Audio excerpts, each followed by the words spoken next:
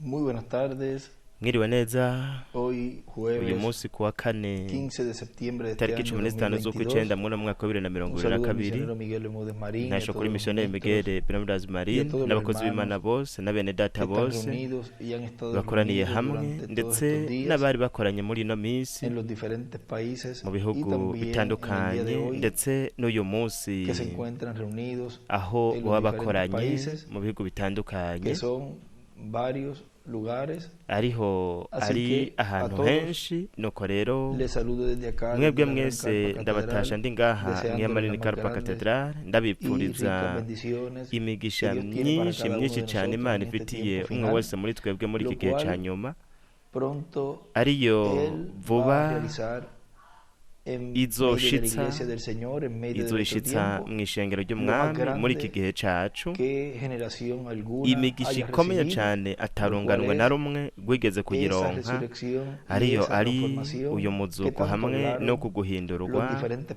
aribyo profetas byavuzwe del cyane Antiguo n'abavugishwa Testamento y benshi del Nuevo Testamento, abavugishwa batandukanye bo mu y isezerano rya kera no mu desearon isezerano risha estar ndetse bifuza presentes y vivir en kuba el tiempo que cada bahari uno de nosotros babaye Dios muri nos kino ha gihe permitido umwe vivir, wese muri twebwe Imana y yatwemereye algunos de kubamwo ellos lo ndetse miraron bamwe muri bo desde lejos, vieron esas bararaba iyo promesas migisha desde ayo lejos, masezerano bakayaraba y bari otros kure abandi nabo estuvieron en un punto de que bari si bari aho estiraban la mano lo bashoboye alcanzarían, gusumburukwa como lo fue bari Reverendo gushobora William kuyashikako Branham, nk'uko byari que él bimeze decía kuri Reverend que William esa Branham tercera etapa, yavuze dice ngo que si urwego kwa casi me gatatu extiendo, yavuze lo ngo puedo nsumburutswe alcanzar. nahakwa Y kugushikira aún los ndetse de la brecha nabo mu entre gihengeri la septima edad kiri y la edad de hagati la piedra angular, y'igihe y cy'indwi aún n'igihe cy'ibiruka los de bizifuruka nuestro tiempo, ndetse n'abo mu gihe aún cacu algunos no han hariho logrado bamwe llegar bamwe batashoboye hasta el gushika lugar en donde Dios mu kibanza cumpliría aho Imana esas yari promesas, gushikiriza ano lo masezerano cual ocurrirá en la etapa final ariyo de azoshitswa esas mu ntambuko tres ya etapas nyuma ya zino ntambuko zitanu tan canke importantes, uguguha gutatu donde ellas ngirakamaro le fueron cyane mostradas al reverendo William Branham y se cumplieron izeretswe en él Revera William la Branham primera y zishikirizwa segunda no etapa, muri y we la intambuko tercera ya mbere n'iya etapa ya kabiri sería la intambuko ya parte gatatu nayo culminante kizoba ari igice en donde gisozera Dios aho va a morar en toda su Imana plenitud en izoba mu medio de mwuzuro la iglesia. wose hagati O mu sea que este es un ishengero tiempo ni ukuvuga yuko kino en ari donde igihe además de aho ocurrir la resurrección y nyuma la yo kuba transformación, umuzuko no es un guhindurwa tiempo ni en donde igihe Dios aho está Imana estableciendo el reino izoshiraho del Mesías ubwami bwa Mesiya y estará ocurriendo ese cambio kandi de reino, hazoba del hariko reino de los haraba gentiles na zino mpinduka al z'ubwami reino ubwami del bw'abanyamahanga Mesías, el reino buhinduka de ese ubwami trono bwa de David, Mesiya el cual ubwami bw'ino ntebe y'ubwami ya estará Dawidi establecido allí ariyo en izokwimikwa Jerusalén, en Israel. hariya i Yerusalemu muri Israeli O sea que vivir en este tiempo ni ukuvuga nos ko kubaho hace muri iki gihe seres bitugira bienaventurados, abanyamahirwe personas cyane abantu que Dios ha escogido desde Imana antes de la fundación yatoranije del mundo uhereye ku visi para que itararemwa estando vivas kugira en ngo estos cuerpos tukiri bazima muri ino mortales, en mibiri estos cuerpos ipfa temporales, mwene mibiri mara igihe gito estemos tube mirando y viendo turiko turaraba kandi todas esas tubona promesas ano masezerano siendo yose hechas una ariko realidad. arahinduka ukuri Somos el pueblo más que ni twebwe bienaventurado hanga rihiriwe en cyane poder ver y gushobora kubona reconocer no kumenya la edad y igihe dispensación que Dios hamwe nos ha n'ikiringo colocado, Imana yadushizemo reconocer el mensajero que Dios tukamenya ha enviado en medio intumwa nuestro, Imana trayendo este yarungitse hagati mensaje muri que nos ha twebwe llamado y nos ha atuzaniye ubutumwa juntado, bwaduhamagaye buratwegeranya conocerlo por su ndetse nombre no kumumenya a mu ese izina poderoso profeta de uyu Dios, muvugishwa William akomeye Soto cyane Santiago, w'Imana el cual William él ha So enviado Santiago ari con we este poderoso yarungitse mensaje de edad de piedra angular, afise buno butumwa que nos ha bukomeye llamado y nos ha bw'igihe cy'ibiriko juntado y nos ha bizifuruka colocado bwaduhamagaye buratwegeranya en la budushira edad mu gihe eterna, la edad del gihoraho lugar igihe santísimo c'ahera del ha templo cane espiritual de hingoro Cristo. yo mu buryo bw'impwemu ya O Kristo sea, ni ukuvuga que estando ko ya colocados en nuestra edad, la edad vigente, dushizwe muri iki ahí gihe estaríamos iki gihe viendo kigezweho la gloria de Dios aho niho twari manifestada en kubonera ubwiza medio bw'Imana del bugaragaye pueblo de Dios bugaragariye y por mu ihanga consiguiente en ry'Imana mu medio yandi de la raza majambo humana.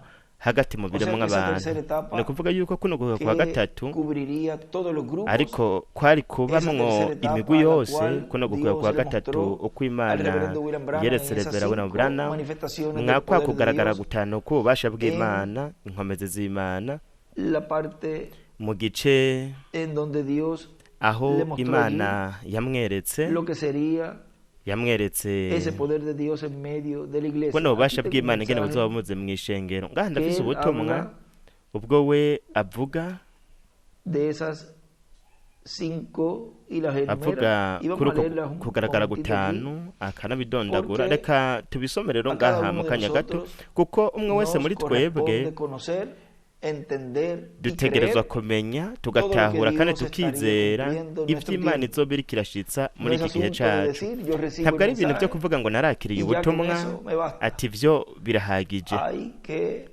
recibir al mensajero, no recibir kwakira el intumwa mensaje ukakira y ubutumwa también ndetse kandi estar conscientes de que hay ukanazirikana unos yuko requisitos hariho ibintu para los bikenewe cuales Dios nos exige ari byo Imana para idusaba llegar kugira ngo a esa adopción. dushike kuri uko kuragwa Para mu un hijo de mwuzuro Dios ser adoptado kugira ngo umwana tiene que ser w'Imana aragwe mu probado. mwuzuro ategerezwa O gupimwa sea que ni no ukuvuga basta ko con recibir el mensaje, ntibihagije sino que kwakira también ubutumwa hay una serie ariko de kandi requisitos hariho los urukurikirane cuales rw'ibintu Dios bikenewe nos exige. ari byo Imana Y esos idusaba requisitos, kandi ibyo bintu cada bikenewe uno de nosotros, umwe los wese muri escogidos de twebwe Dios, abatonejwe los n'Imana estamos turiko llevando a cabo turabikora y kandi Dios nos está ayudando en este Imana iriko tiempo iradufasha muri kino gihe para que tengamos kugira ngo nuestro cuerpo como imibiri templo yacu espiritual tuyigire nk'ingoro listo zo mu buryo para bw'impwemu recibir imibiri yacu ibe de ese poder yiteguye divino nk'ingoro y zo mu ser buryo bw'impwemu parte kugira ngo turonke de ububasha ese bw'Imana cumplimiento nuko de la tube tercera abagize etapa uko en gushitswaho toda su kugwa kwa plenitud. gatatu mu mwuzuro Y wose digo parte porque kandi mvuze ngo igice llegará un momento kuko en que hazogera igihe los ubwo hijos de Dios, abana b'Imana por medio de la guianza biciye mu divina, burongozi la cual bw'Imana Dios ari nos bwo estará guiando en ese Imana tiempo izoba ya iriko adoptados. iraturongoreramwo muri iki gihe twamaze kuragwa mu mwuzuro Una parte muy importante tuzogira antes de igice irnos gikomeye de cyane aquí, imbere de este yo kuva planeta ngaha Tierra. aha ku Ese mubumbe será unos w'isi 30, 40 hazoba ari días iminsi iri hagati ya en 30 donde na 40 Dios llenará aho unos cuantos Imana vasos y izokuzuza estremecerá inzabya este mundo zigaragara como nunca jamás nuko lo ha hecho. tunyiganyize ino O si sea que nk'uko bitigeze nosotros kuba somos namba parte no kuvuga ngo de esa twebwe tercera etapa. turabagize Pero para ukugwa kwa llegar gatatu a ser ariko parte de kugira esa ngo tercera tube etapa, abagize iki gice cyo Dios kugwa kwa requiere gatatu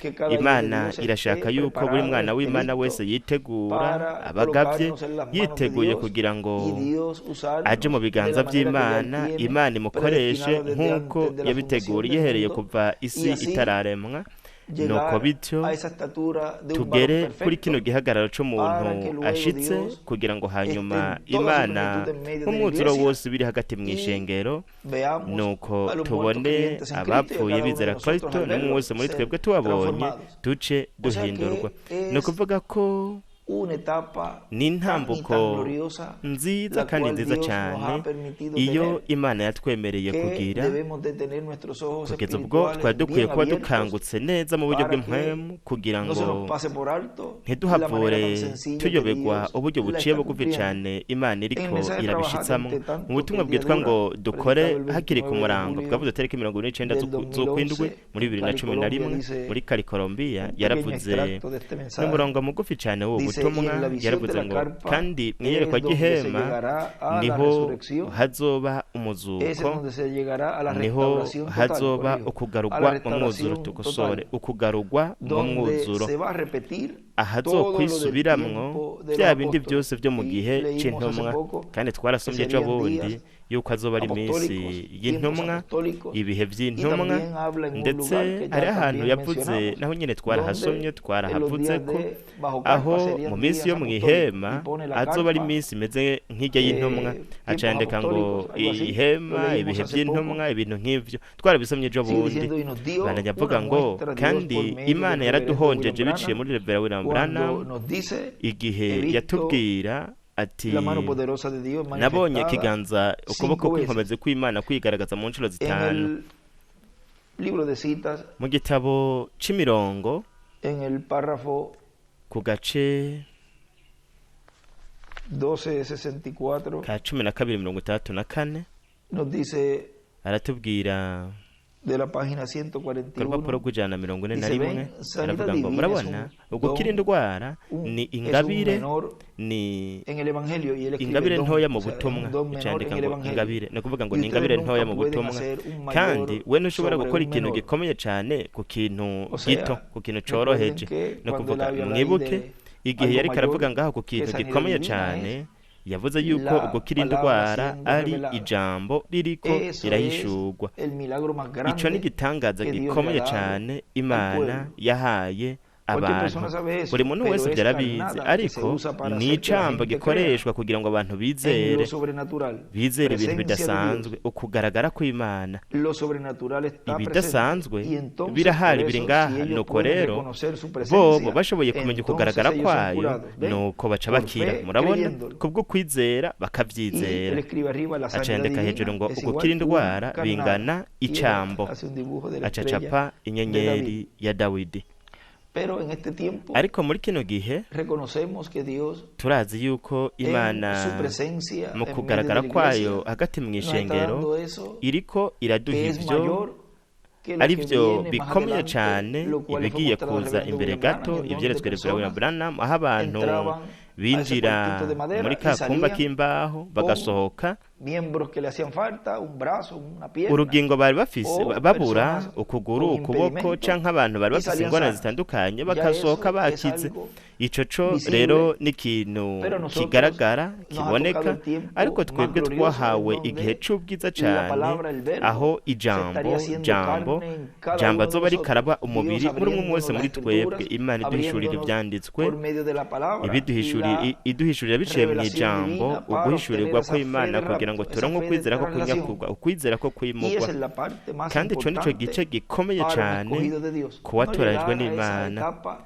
Si ugushika de muri ino milagros ntamboko físicos, y'ibitangaza aunque bigaragara pueden biboneka, ocurrir nubwo milagros hashobora físicos kuba antes, ibitangaza pero el biboneka escogido de Dios imbere, estará mirando ariko más uwatoranyijwe we bien el ahubwo milagro azoba ariko espiritual araraba que es igitangaza co mu buryo el abrir bw'impwemu, la palabra, arico co esa kuduhishurira enseñanza ijambo, izi bajo nyigisho carpa que es la zo que mw'ihema estaría trayendo Dios arizo por medio Imana de su izoba iriko Espíritu irazana Santo biciye muri para mpwemu obtener yera la fe de kugira ngo traslación, la fe de turonke rapto. ukwizera ko kwimugwa, kwizera ko Y kunyakugwa. sigue diciendo, va a Abandanya avuga escoger ngo 5 ocasiones por hazoba dirección de incuro Dios. zitanu Y enumera zizorongorwa las 5. n'Imana. Hay una Aca parte, avuga la página, iya gatanu. vamos a ir a Hariho la página igice kimwe, reka turabe 23 ku rupapuro rwa 23 del libro de citas, mu gitabo c'imirongo, párrafo agace 185. k'ijana na 85. Y él dice allí, We ngaho yaravuze ngo yo creo que ndizera el paso ko siguiente de mi intambuko ikurikira ministerio y'ubukozi viene ahora, bwanje que va a iraje ubu, estar aquí en este izo tiempo. biri ngaha ¿Cómo? muri iki gihe gute? Está alguien aquí que recuerda Hariho el umuntu ngaha principio de mi yibuka ministerio. intango y'ubukozi Y él bwanje, escribe uno, cuando yandika yo ngo ponía rimwe, mis manos igihe en una narambika persona, ¿se ibiganza ku recuerdan? bantu, Bueno, muravyibuka, se ni acuerdan vyiza. que Dios prometió Muribuka allí yuko mismo Imana que si yo yasezeranye ngaho nyene permanecía ko sincero, ninaguma ndi fidedoso al umwizigirwa, lado, yandika yo kabiri ku sabría los ruhande, secretos del corazón. ko nzomenya amabanga ¿Cuántos yo mu saben que fue mutima. dicho anteriormente? Ni bande bazi Lo yuko vieron byari acontecer. byabanje kuvugwa hanyuma Algo más bikaba. va a venir Hari ahora. ikindi kintu kigiye Y ahora viene kuza pronto. kandi Y kiraje él ubu vuba. ahora va a escribir, escribe 3. Yaca Y yandika rero dice, sigue gatatu, diciendo hermano Branham aquí en mwene este data Branham párrafo, abandanya avuga será kuri más ino paragrafu grande. ati kizoba Y gikomeye creo que cane será el kandi último. ndizera yuko arico Puede kizoba ser ca que no, nyuma. todo Birashoboka trabaja junto del mismo modo. byose bikora Y mu hace buryo un bumwe. dibujo de la estrella Acapura de David. inyenyeri ya O sea que Dawidi. luego Ni ukuvuga yuko de esa primera etapa nyuma y'iyo ntambuko ya mbere que canke ugwa kwa mbere, era la primera etapa en ariko donde kwari ugukurwa kwa mbere él ubwo podría we conocer yashobora kumenya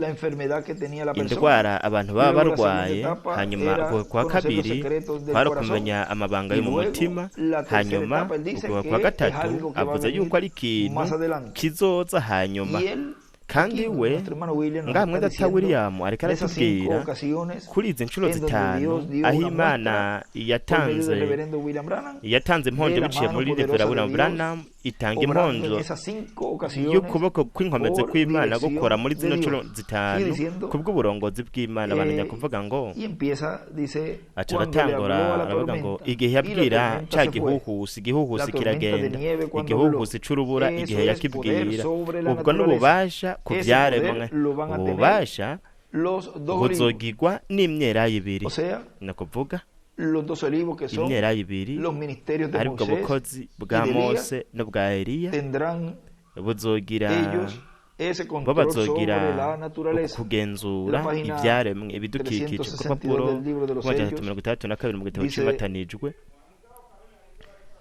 yaravuze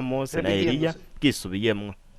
Y eso es lo que deben de kandi reconocer los ibyo escogidos ico de Dios byokwibutsa abatorejwe que n'Imana están viviendo en bariko este barabaho tiempo. muri kino Tienen que gihe reconocer bategerezwa y tienen que kumenya ver kandi bategerezwa que kubona Dios yuko está en la escena Imana y que pronto izoba iri mu esos gikorwa ministerios kandi ko estarán vuba ubukozi obrando bwayo buzoba buriko con todo burakora el poder de Dios, hamwe n'ububasha que bw'Imana hasta la bwose naturaleza kugeza ubwo les n'ivyaremwe va a ibidukikije obedecer. O bizobwumvira sea que ni ukuvuga ko todo lo que se necesite ibintu byose para bikenewe que la obra de Dios kugira ngo sea igikorwa cumplida c'Imana gishitswe y tenga que ver kandi bikaba con bifitaniye la isano naturaleza, n'ivyaremwe ibidukikije la tierra ndetse en donde vivimos, n'isi o sea, iyi tubayeko poder ni ukuvuga sobre ngo ububasha este planeta Tierra kuri uno que mumbe estamos w'isi viviendo en ubu cuanto turiko a turabako ku la bijanye parte de terremotos n'igice y ca todo za lo que tenga que nyamugigima ver con la ndetse tierra, n'ibintu byose bifitaniye isano n'isi más lo de hiyongereye la ko galaxia, porque tendrá n'ivyo muri control sobre el galaxy sol, kuko la bazogira luna, ubugenzuzi ku sobre kwezi el ku aire, zuba ku kirere sobre todo. kuri O sea que byose será ni el ukuvuga ko poder de Dios azoba ari ububasha en toda su bw'Imana plenitud mu mwuzuro en esos wose ministerios. muri ubwo bukozi Eso es el poder de Dios ubwo ni ububasha sobre la bw'Imana naturaleza,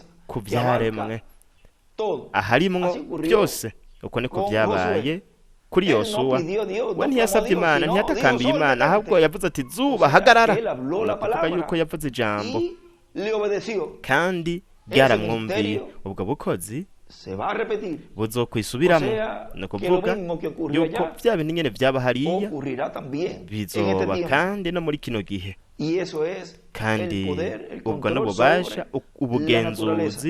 ku vyaremwe Vamos a seguir acá reka dukomeze hano en otro. Dice, luego tenemos mu la bindi otra que fue haravuga ngo cuando hanyuma le turabona habló un n'igihe pececito yabwira ka que había gafi muerto. kari Y kapfuye ya tenía media hora, kari kamaze media nk'inusu hora de y'isaha haber muerto, kamaze nk'inusu y y'isaha estaba kapfuye flotando en el agua, kariko tipo de kararemba la ku mazi resurrección de los muertos, urugero que rw'umuzuko será llevada a w'abapfuye cabo umuzuko en el día uzoba postrero. ku munsi Fíjense wa nyuma que murabona ko la visión de la carpa iyerekwa es donde el ry'ihema hermano Branham hamwe data allí Branham comenta que dice, aho miren cómo aho se yavuze ngo mueve murabe la ingene resurrección. umuzuko O sea, uzoba uri que kuraba ni todo ukuvuga lo ko que esa tercera etapa se ibintu byose estará kuno guhe kwa gatatu llevando a cabo, kuzoba o kuriko estará siendo kurakora llevada a cabo en canke medio de la bikaba biriko iglesia, birakorerwa mu tendrá que ver ishengero con la byose bizoba resurrección. bifitaniye isano Tendrá que n'umuzuko no tan solo con la bizoba resurrección bijanye atari n'umuzuko de los que gusa han partido en nuestro bo bavuye mu tiempo, mubiri sino muri con kino la gihe resurrección cacu de todos los de ahubwo las edades umuzuko pasadas wo mu bihe que byose estarán siendo byaheze resucitados en bazozuka nuestro tiempo, bazuke porque muri la iki edad gihe cacu vigente kuko nico no gihe puede kigezweho resucitar en el ntibashobora tiempo de Lutero, kuzuka de mu gihe ca Wesley, Ruteye o ca de Wesley William Branham, canke ca sino Reverend en Branham nuestro tiempo, ahubwo porque ni la muri edad iki gihe en cacu donde kuko Dios nico está gihe aho obrando Imana en iriko tiempo irakora presente, muri es donde kubu Dios niho tiene Imana los ministerios ifise obrando en ubukozi medio de su buriko iglesia. burakorera mu O sea ishengero que ryayo donde ni Dios ukuvuga esté ko presente, es aho donde Imana Dios iri estaría niho Imana cumpliendo en cada izoba iriko tiempo irashikiriza sus muri buri promesas. gihe Y amasezerano como en el yayo tiempo presente kandi en el nk'uko lugar igihe santísimo del templo kigezweho espiritual ahera de haca Cristo, n'ihingoro pues y'ubwihimo ahí ya es donde Kristo Dios, aho rero niho donde esté su Imana presencia, niho hari donde ukugaragara estén esos kw'Imana ministerios, niho hari ahí buno Dios va a bukozi traer aho niho Imana a todos los que están esperando ya izozanira para abo regresar bose barindiriye en este kugaruka tiempo final, kugira ngo en la bagaruke muri iki gihe resurrección. ca nyuma mu Recuerden que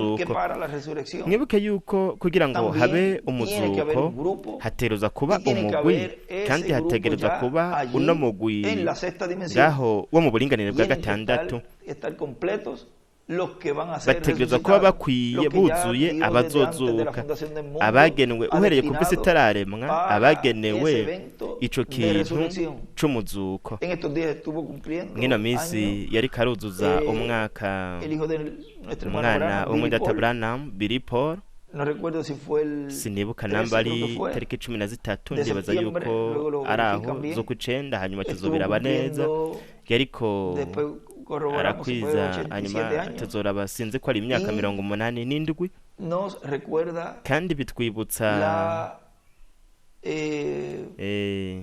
plática que ikiyago hizo hace como yakoze creo que fue en el haraciye ndibaza ko hari 2018 muri por ahí, 2018 porque aho recuerdo que el kuko hermano William ndibuka ko lo mwenda escuchó. data William Él tiene una yacumvirije camisa roja, we yari está yambaye en ishati internet, y'agahama kiri kuri internet donde ico él kiyago aho we allí habla unas palabras ngaho muy yavuze hermosas. ijambo ryiza cane kandi Ya él allí, el we hermano William ngaho me mwenda decía, data mira, William ven, yarambwiye ese ati ya es como que se está Benji despidiendo. tomenga Y ariko me habló arasezera ahí de aca ese ambwira tiempo kuri en kirya donde el hermano gihe Branham hamwe en data una de las Branham ocasiones él fue igihe a kimwe la yigeze sexta kuja dimensión mu burenganire bwa y allí gatandatu vio aho yabonye a Sharon shalom Y ella le dijo, nawe aramubwira ve donde mamá que te está ati esperando, urabona mama que yo estoy arakurindiriye esperando aquí a nanje Billy. ndindiriye ngaha biri Y él me dijo allí, arambwira Billy ati ngaho biri va a partir. biri O azogenda sea que ni ukuvuga ko si Billy va a partir, namba biri es azogenda otra señal más ico ni kindi de que kimenyetso todavía ciyongera ko no va a ocurrir la resurrección porque él todavía está aquí hataraba con nosotros. umuzuko kuko kugeza n'ubu aracari kumwe Y natwe eso no es kandi para ibyo entrar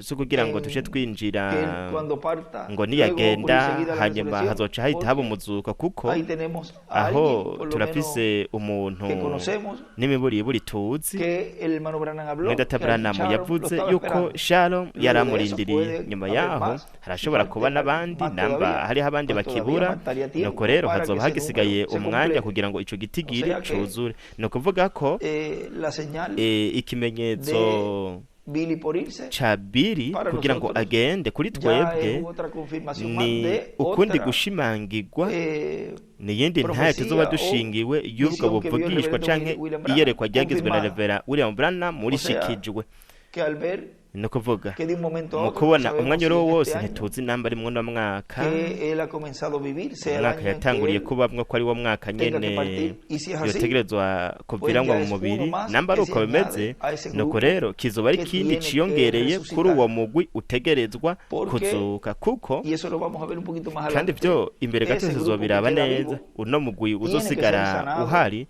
ari bazima tiene que bategerezwa Dios kuzokizwa mostrarle por Imana medio de la itegerezwa palabra, y que kubiyereka ese biciye tumor mu vamos a ijambo más kandi adelante kijya para kivyimba ya tocar reka ese otro twegere imbere tema. kugira ngo dukore ku kindi cigwa Sigue diciendo bandanya avuga nuestro hermano William, wendata William ya vimos el de twamaze kubona la resurrección del pececito, ivy'umuzuko recuerden que ka gafi representa a los mwibuke que van a gushushanya resucitar. O sea abazozuka que ni el ukuvuga ko tiempo igihe de esa tercera etapa en su c'ubugwa bwa gatatu mu cumplimiento ya en gushitswa la parte kwako mu culminante, gice gisozera una de las cosas que Dios va a kimwe mu hacer bintu por Imana medio izokora biciye de esa voz, muri iryo que es jwi la voz ari de ryo la jwi resurrección, ry'umuzuko traerá esa voz, izozana iryo hablará, jwi y los muertos rizovuga resucitarán. abapfuye Esa trompeta bazozuka sonará, iyo nzambi y los izovuga muertos resucitarán. abapfuye O sea, bazozuka ni ukuvuga tiene que haber hategerezwa una voz kuba siendo ijwi hablada. ririko Tiene que riravugwa hablar la palabra. ijambo Todo Dios ritegerezwa lo ha hecho kuvugwa por medio byose de la Imana palabra. yabikoze biciye mu Como ijambo creó los cielos y nigute la yaremye tierra al ijuru n'isi principio, mu y todo ntango lo que ha hecho Dios ibintu byose Imana por todos yakoze estos miles de años, muri bino todo lo ha bihumbi hecho por by'imyaka la palabra byose creadora, yabikoze por biciye la mu palabra ijambo hablada. rirema mu ijambo Todo rivuzwe lo que Dios hará kandi ibintu byose en el Imana cumplimiento izokora de mu la tercera gushitswa etapa k'ubugwa será bwa gatatu por la palabra byose hablada. bizokorwa n'ijambo Y la rivuzwe resurrección de los n'umuzuko muertos en w'abapfuye Cristo será bizera por la Kristo palabra hablada. nabo nyene Los uzoba kurya muertos ijambo oirán la voz rivuzwe del Hijo del Hombre abapfuye y se bazokumva ijwi levantarán. ry'umwana w'umuntu Es una bazozuka voz urabona siendo hablada ni ijwi a ririko resurrección. riravugwa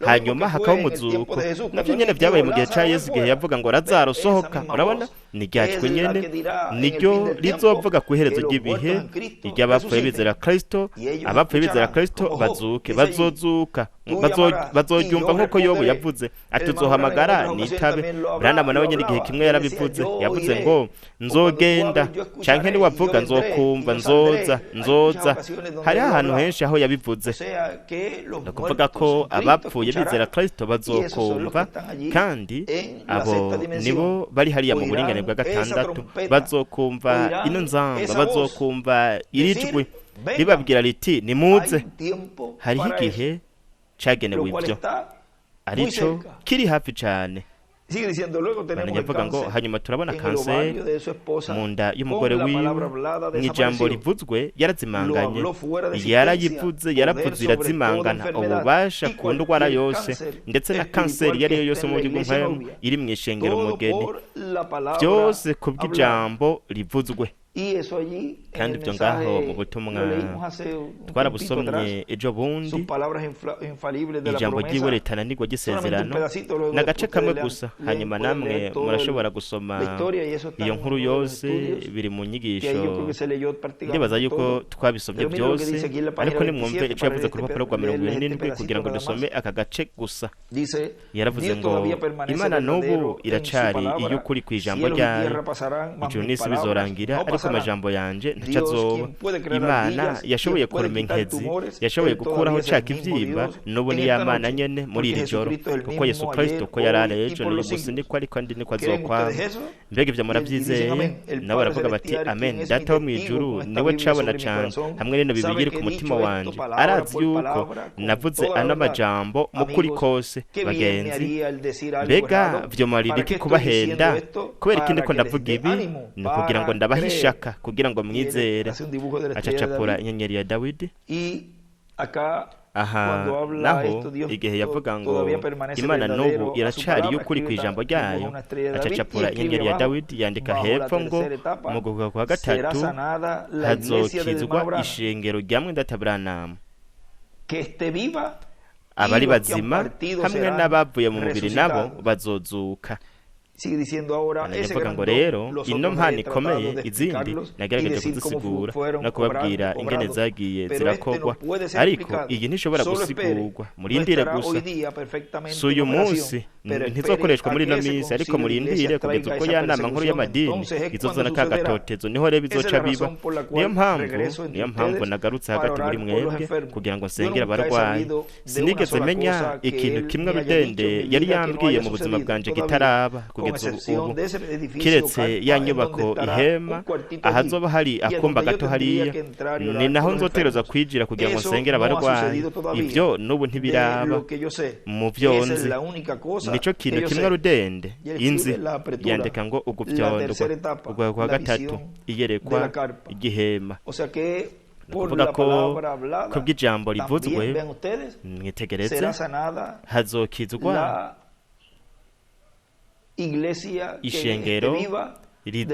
ishengero rizoba rihari ryo mu mugwa wa Mwendata Branham. Abari bazima, abari hariya nabo nyene, abari mu buringanire bwa gatandatu bazozuka hamwe nabo mu gihe cacu, ndetse namo mu bindi bihe nabo nyene. Ni kuvuga ko azoba ari ijambo rivuzwe nk'uko ryabaye ijambo rivuzwe kwa ca kivyimba cakugwa umugore wa Mwendata Branham igihe yavuga ijambo. Igihe dogiteri yari agiye kumukorako, ikivyimba nta cari gihari. Ni kuvuga yuko ari kure, murabona, ntivyabaye ngombwa ngo abari ngaho. Ni igihe aho abasigaye mu mugwa wa Mwendata Branham bazogira ihigwe muri kino gihe kuri kano gakiza Imana izobaha. Kandi iyo ni intambuko aho ijambo ririko riravugwa, bo bazoba bariko bararyakira, kandi aho ikintu gikomeye cyane kizoba kiriko kiraba kiba mu bo mu mugwi uzoba usigaye wo kwa Mwendata Branham, kuko bazobona kugaragara kw'Imana, ububasha bw'Imana muri ubwo bukozi Imana izoba iriko irakora ikorera mu ihema. Kandi reka dukomeze hano, kuko hariho ibintu ari vyiza twobireka kugira ngo biriko biraba tuzogende turabona ingene Imana izogendera bikora kubijanye n'ivyo byose, kugira ngo ntibatangure kwigana canke ngo bagerageze kwitangira imbere. Kandi ico bashobora gukora ni ukonona umurimo w'Imana. Ivyiza no kurindira kugira ngo Imana igende irashitsa byose nk'uko biri muri no ntambuko y'ugukugegwa kwa gatatu. Ikindi gice haravuga ngo hanyuma kandi hariho ukuremwa biciye mu ijambo rivuzwe, ukuremwa kw'inkezi biciye mu ntambuko zitandukanye. Habaye imfungurwa zo mu buryo bw'impamvu zishushanywa n'imfungurwa zitandukanye zikoreshwa nk'akarorero inkoko, ubukwavu n'ibindi n'ibindi. We aravuga ahantu hamwe nk'akarorero mu gihe ca Luteri, mu gihe ca Wesley no mu gihe ca Pentecote, akavuga ibitungwa bitandukanye bikoreshwa nk'imfungurwa. Hanyuma mu gihe c'ijambo ku munsi wa nyuma, ni igihe gitungwa kiribwa nk'imfungurwa gishushanya imfungurwa Imana ifitiye ishengero ryayo ku munsi wa nyuma, n'inkezi zaremwe n'ijambo rirema. Hanyuma yarayiteguye arayifungura. Izo zari imfungurwa za Eliya igihe yari yagiye guhiga inkezi no kugira ngo ajye. Marayika yari kumwe nawe muri ibyo byose. Urabona yuko arizo mfungurwa Imana izo bifise muri kino gihe, imfungurwa z'ishengero mugeni ku munsi wa nyuma zizoba zishushanywa n'inkezi, kandi izo nizo mfungurwa Imana iriko iraduha muri kino gihe, imfungurwa z'inkukuma, imfungurwa zirimwo amavitamine yose kugira ngo tugere turakura dukura, kugira ngo turonke gukwizera ko kunyakugwa. Hatabaye zino mfungurwa, hatabaye izi mfungurwa z'inkezi, hatabaye izi mfungurwa Imana iriko iraduha biciye mu ijambo, biciye mu nyigisho zo mu ihema, nta muntu n'umwe yoshobora kunyakugwa, nta muntu n'umwe yoshobora kuragwa mu mwuzuro ngo nyakugwe, kuko byose bitegerezwa kuza biciye mu ijambo rivuzwe, arizo mfungurwa zihwanye n'igihe cacu, arizo zinyegejwe muri ino manu. Ino manu yari yarabitswe, ibikwa ahera hacana. Uyu munsi Imana iriko irayiduha, iriko iratumenyesha, iriko iraduha kurya kuri ino manu yanyegejwe, uno mutsima w'ubugingo aribyo biriko biramenyekanishwa, kandi igahishura biciye mu ijambo izi mfungurwa dukeneye kugira ngo turonke ukwizera ko kunyakugwa. Ntidushobora kuronka amasezerano y'Imana muri kino gihe ca nyuma, ariyo ihangiro ry'Imana ari kutujana mu buzima n'ubwo bw'umwagazi w'intama, tudaciye muri rono rukurikirane ariko turimo uyu munsi. Ino nzira turiko turacamwe uyu munsi byose biri imbere mu mugambi w'Imana, kandi byose binyegejwe, biri mu gushitswa kwiyerekwa gihema. Ibyo byose nivyo biri muri ribanga rikomeye cyane ry'ikimataniro c'indwi. Ibyo byose biri mu ibanga rikomeye ryo kuza ko Mwami azananye n'abamarayika biwe. Ibintu byose bijanye no kwizera ko kunyakugwa, byose biri mu kuza kwa kabiri k'Umwami, byose biri mu gushitswa mu mwuzuro kwiyerekwa gihema. Kandi nta kindi kintu twashobora kuvuga kurusha ibyo twavuze, kuko twaba twinjiye mu idonido, aribyo byokonona umugambi w'Imana. Byiza rero, hamwe n'ibyo twavuze byose, twarabonye mu buryo bugaragara neza iby'Imana iriko irakora, ariko mwe murabona yuko uko hagenda hahishurwa neza ibintu ko bimeze, tukagenda twiga ibindi bintu, tukagenda dufungura izi mfungurwa z'inkezi, izi mfungurwa Imana yari yaduteguriye. Ni nako Sekibi nawe nyene agenda aregereza, kuko Sekibi ico adashaka nuko Imana ishitse amasezerano yayo. Ariko turazi yuko abari kumwe natwe ari benshi cyane kurusha abatugwanya, abari kumwe, abari ku ruhande rw'abatorejwe n'Imana hamwe n'ubukozi Imana ifise muri iki gihe ca nyuma iriko irabukoresha, abari kumwe natwe mu buringanire, bari ku ruhande rw'abana b'Imana, ni benshi kurusha abatugwanya. Buri gihe vyamye ari uko bimeze igihe cose. Mwumvira hariya igihe hariya wa mushumba umuvugishwa yaramubwiye ati, Mwami mwugurura amaso, mukingura amaso no mushumba, kandi Imana yaramukinguye amaso. Nuko aho yabonye ingabo zo mw'ijuru ku musozi wose wari wuzuye abamarayika, imikogote y'amafarasi, ingabo z'Imana zaje kugwanira umuvugishwa hamwe n'uwo mushumba wiwe. Nibyo byariko birabera ngaho. Urabona, ntidukwiye gucika intege muri kino gihe, kuko n'igihe c'ubwiza cane aho Imana irungika umumarayika mukuru Mikayeli na Gaburiyeli hamwe n'ingabo zabo, kuko n'impinduka z'ubwami, n'impinduka z'intebe y'ubwami, ndetse carimwe ni n'impinduka, impinduka aho abana b'Imana baronka umubiri uhawe ubwiza. Isi ikagirwa nshasha, hamwe n'ino mibiri ipfa ibora nayo nyene. No kuvuga ngo byose biza muri iki gihe ca nyuma, aho mu buryo bugaragara, ibintu bigaragara cyane, ibintu biboneka. Twebwe mu mibiri yacu yo ku isi ipfa, n'isi nayo nyene mu buryo bugaragara buboneka aho vyiyunga n'ibintu vy'Imana, no kuvuga ngo byose hariho impinduka ku bijanye n'ibintu byose, aho kino gihe ca nyuma Imana izobirika irakora biciye mu ishengero ryayo, haba mu buryo bugaragara ndetse no mu buryo bw'impwemu. Ico gituma zino mpinduka z'ubwami zose zahabaye muri kahise, nk'impinduka z'ubwami bw'Ubuperesi ndetse n'izindi mpinduka zabaye mu ntambuko zitandukanye, nka ca gishushanyo umwami Nebukadineza yabona. Izo mpinduka z'ubwami zose buri gihe zamye zikorwa n'ijuru n'Imana, na muri iki gihe naho nyene hariho gufashwa cane n'Imana muri zino mpinduka z'ikiringo arizo zabaye, kandi ubu turi muri zino mpinduka z'ikiringo. Nuko rero muri iki kiringo cacu, ikiringo c'ubwami, niho Imana yari kurungika abamarayika bakuru hamwe n'ingabo zabo kugira ngo bafashe ishengero mugeni ry'umwami Yesu Kristo muri kino gihe mu ntambuko y'ugugwa kwa gatatu mu gushitswa kwiyerekwa gihema.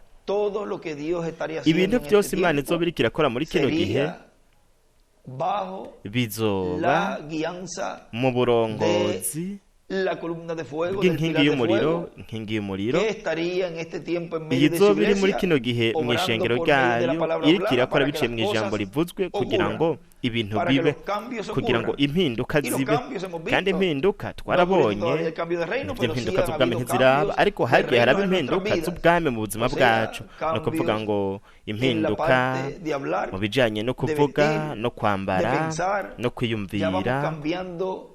Tugenda turahindura uko twari tumeze, tukareka ibintu bitari bihuye n'ishaka ry'Imana, tukagenda turahindura tuja mu bwami bw'Imana, ubwami bw'uburyo bw'impwemu, tukagaragaza uburyo bw'impwemu. Ibyo mu buryo bw'impwemu ntitube tukigaragaza uburinganire bwa gatanu, ahubwo tukagaragaza uburinganire bwa gatandatu. Imana yaratanguye gukora mu buzima bwacu, ikora muri izi mpinduka z'ubwami, kandi tugenda turakura ubwo bwami mu buzima bwacu bwari butuganje. Twari tuganje n'ubwami bw'umwijima, umwami w'uno mwijima. Ubu turiko turahindura ubwo bwami, twinjira mu bwami bw'Imana kugira ngo abe ari Imana iganza mu bice byose by'ubuzima bwacu. Kandi izo mpinduka z'ubwami zigenda ziraba no mu buzima bwacu.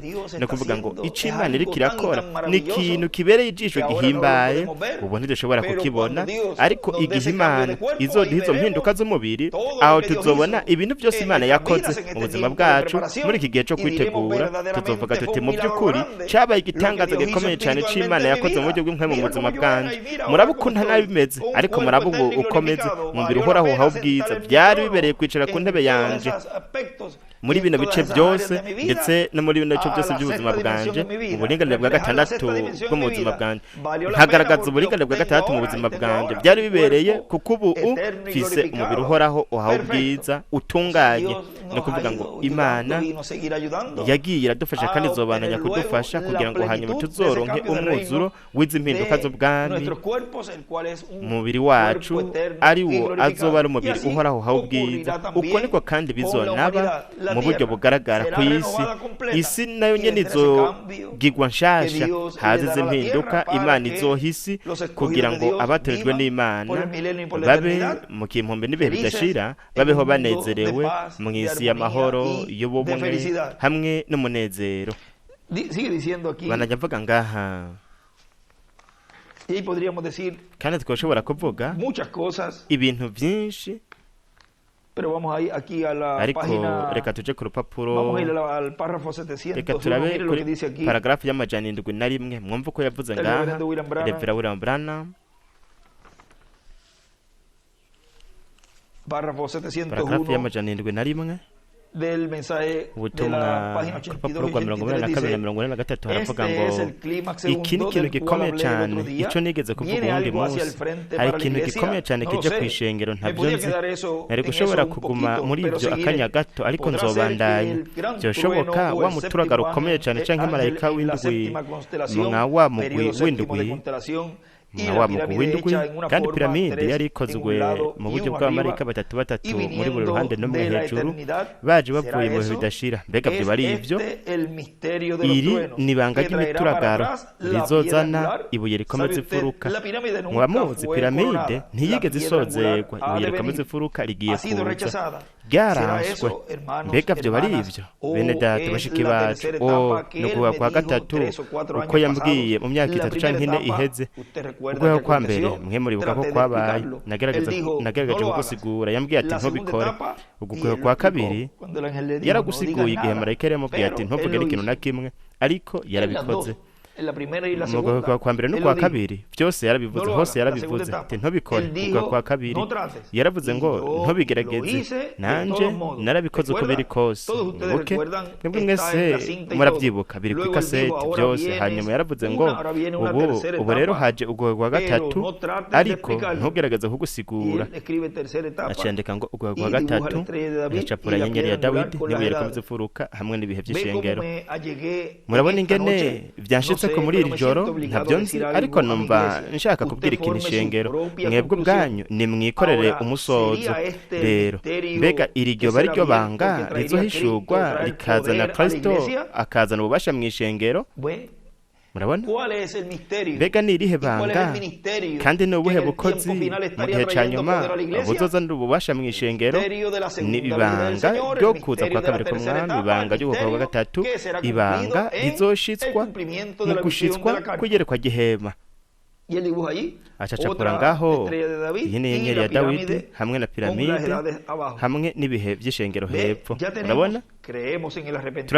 Turizera ukwihana, twarabatijwe mu izina rya Yesu Kristo, turizera twararose mpwemu yera, turafise ibimenyetso, twumiza ibitangaza, turavuga mu ndimi hamwe n'ibintu ishengero rya kera ryari rifise.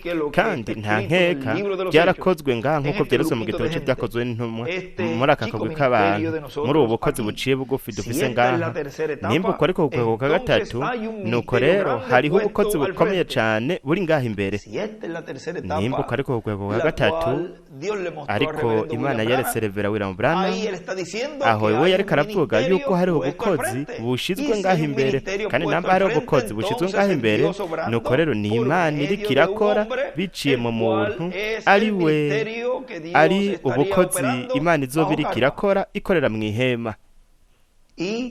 Kandi ivyo byose biriko birahishurwa ubu, bihishurirwa ishengero, kuko ubwa mbere imbere y'iki gihe ntihari havuzwe ibintu runaka kugira ngo Sekibi ntiyigane, ntashobore kwitangira imbere canke ntavuga ati namba ari uko bimeze rero nanjye ngiye kubikora. Ibintu bigenda biravugwa kandi hagenda haraboneka uko bimeze, uko Imana igenda irabishitsa. Aho niho rero abantu abatagenewe guhindurwa, aho niho batsitarira, kuko ndetse n'abatoranijwe bafise igice kimwe muri bo badashobora kubona, baravuga bati byose ndabitahura ariko ndabyizera. Nuko rero bakaja gusenga, canke abandi bakavuga bati ngiye kurindira. Murabona, uwatoranijwe n'Imana buri gihe azokwama agavye, ahanze amaso isanduku y'isezerano. Buri gihe amaso yiwe azokwama yahanze ku ijambo, ntirizomuzimira. Ijambo ntirizomuzimira jambo, kuko niryo ryonyene rizorongora ihanga ry'Imana gushika mu gihugu c'isezerano c'umubiri musha. Ariko isanduku y'isezerano, ijambo buri gihe ryamye ryihishije kandi rikihishura biciye mu biremwa abantu, ryihishije mu mubiri w'umuntu. Ivyo vyamye ari uko nyene bimeze. Imana buri gihe ikora mwabwa buryo nyene, ariko uko Imana igenda irashitsa intambuko zayo n'imigambi yayo, uko umugisha Imana ifitiye abaturage b'Imana ugenda wongerekana muri buri gihe na buri kiringo, ibishitsa mu buryo buciye bugufi cyane, ibishitsa mu buryo bworoheje cyane, irabishitsa mu buryo buciye bugufi cyane, ku buryo bw'uko bavuga bati ntibishoboka, ibi ntibyumvikana, ntibishoboka ko Imana iriko irashitsa ibyo yasezeranye biciye mu bavugishwa bera b'Imana, ikabishitsa mu buryo buciye bugufi. Ntibyumvikana, ntibishoboka, ariko bene data birumvikana ku Mana, kandi Imana yabiteguye uko.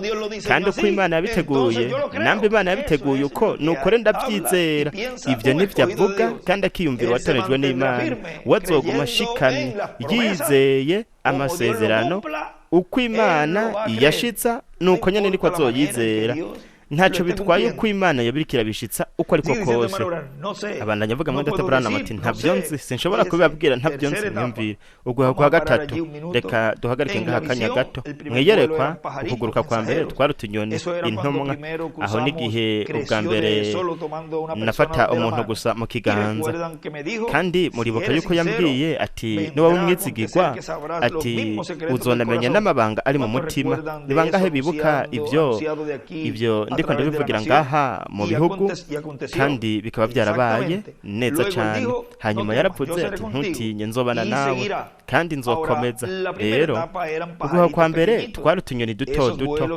uko kuguruka two twagiye guhura n'igihe guhura no kuza k'umwami aho acacapura inyenyeri ya Dawidi ubutumwa bwa mbere inshuro ya kabiri yazicapuye ijya nino imwe iburyo iyindi ibumoso yacapuye inyenyeri zibiri za Dawidi gufata umuntu mu kiganza nkahagarara ngaho nuko nkamubwira ibyo yari afise inshuro yakurikiye yahishuye ibyaha byiwe hanyuma nkamubwira icyo yakoze ibyo ni by'ukuri mwumvire twatunyoni twa mbere twaguruka ikiganza no kuvuga ucaka inyenyeri cyo mu kiganza utwa kabiri twari tunini twera inoma muhemu yera ahishura amabanga yo mu mutima uguguruka kwa gatatu nako kwari uko abamarayika kandi ico ni gihe ciherezo niki gihe kinico gihe aho Imana yadushizemwe igihe Imana yatwemereye kubamwe ico gihe aho Imana izoshitsa ino ntambuko ya gatatu canke uguruka kwa gatatu ariko barabamarayika no mu butumwa reka dusome ngaho ikintu gikomeye cyane mu butumwa ukwizera gutunganye mwumve ico Revera William Branham yavuze ngaha muri kino gice ngaha aha twarigeze kuhasoma twarasomye ikintu mu butumwa ariko reka turabe ngaho ikintu haravuga ku rupapuro rw'umunani ati rero ukwizera ni ukwizera udakekeranya kandi biciye muri ko turatahura ibintu byose byakozwe ntabwo ari ibyiyumviro ahubwo no kwizera udakekeranya kandi uko niko kwizera gutunganye kandi niko turiko turavuga ko kuri iri joro gushika mu kwizera gutunganye ntabwo ari ibintu by'ivyiyumviro abenshi baraza bakavuga bati ndafise ukwizera kose nibyo mugenzi nuko rero kubera iki wewe uhagaze ngaha kuri no murongo wo gusengerwa nuko ibikorwa byawe byerekana yuko udafise ibyo ugenda uravuga ko ufise wewe ufise uko kwizera none no kubera iki wowe uhagaze ngo bagusengere kandi kubera iki gukora bino bindi bintu wewe iyo uza kugira ukwizera gutunganye wari guhita uraba Imana neza wari kuyizera ugaca wigira wewe ntiwokenera guca ku murongo wo gusengerwa ntiwokenera kuko ukwizera kwawe kuba kwabikoze murabe nk'uko mbega vyomarira iki kubabwira ngo ntegerezwa kwambara ishati mu gihe ndayambaye mwiyumvira ibi acandeka hepfo ngo nta kwizera ufise kuko ufise ukwizera ntiwokenera kuba ku murongo wo gusengerwa abana avuga ngo none ni gute womenya yuko wambaye ishati urayibona urayikorako kandi urazi kuri ngaho aho niko bimeze niyo ukwizera gutunganye kubaye ukwizera kugaragara we nta kindi kintu bukeneye ibikorwa biba byamaze gukorwa kandi wewe ububizi mbega none ubimenya gute ukwizera kurabikubwira uko niko bimeze muratahuye ibyo ndiko ndababwira uko no kwizera gutunganye yandika ngo ukwizera kurabikubwira rero kubivuga mu bundi buryo umuntu yavuga ati ndiko ndava kuri no murongo nakize ndiko ndava kuri no murongo ndagiye kuko Bibiliya iravuga ngo hamagara bakuru mu rushengero bamusengere bamusiga amavuta nuko nzoca rero nje imbere kuri no murongo kandi ndazi yuko nzokira nimba wowe utirinze hazogera igihe aho uzosanga ari ivyiyumviro gusa hanyuma mu guca ngaho uzovuga uti ariko ndacumva ngwaye nuko rero nuko bimeze nuko udafise ukwizera k'ukuri kuzokora igikorwa muri ico gikorwa nyene ukwizera k'ukuri kuzoguhindura ukuri. Mwiyumvire wa mugore hariya mu misi ya Kristo ari we yari karagwa amaraso, yaravuze ngo ninakora gusa ku mpuzu ziwe nja nkira. Hanyuma amaze kubikora ubwo nyene yaciye yumva yuko indwara yiwe yakize ubwo nyene, nuko we mu by'ukuri yavyizeye. Acandika ngo ukwizera kuzokora igikorwa muri ico gikorwa nyene. Hariho ahantu sinzi ko arimwo ubutumwa nyene aho twasomye mwino minsi ariko avuga kuri urya mugore yakoze ku mpuzu ziwe. Branham yaravuze ngo umwe ni kuvuga ngo umugore umwe yamukoze ku mpuzu arakira, ubundi nawe amucira mu maso acaja ikuzimu. Uyo yamuvumye aho igihe Yesu yari karacika urubanza. Hanyuma ndaza kubirondera kuko ari ikintu yanditse ngaho, ikintu gikomeye cyane nciye ndavyibuka sinari nabiteguye.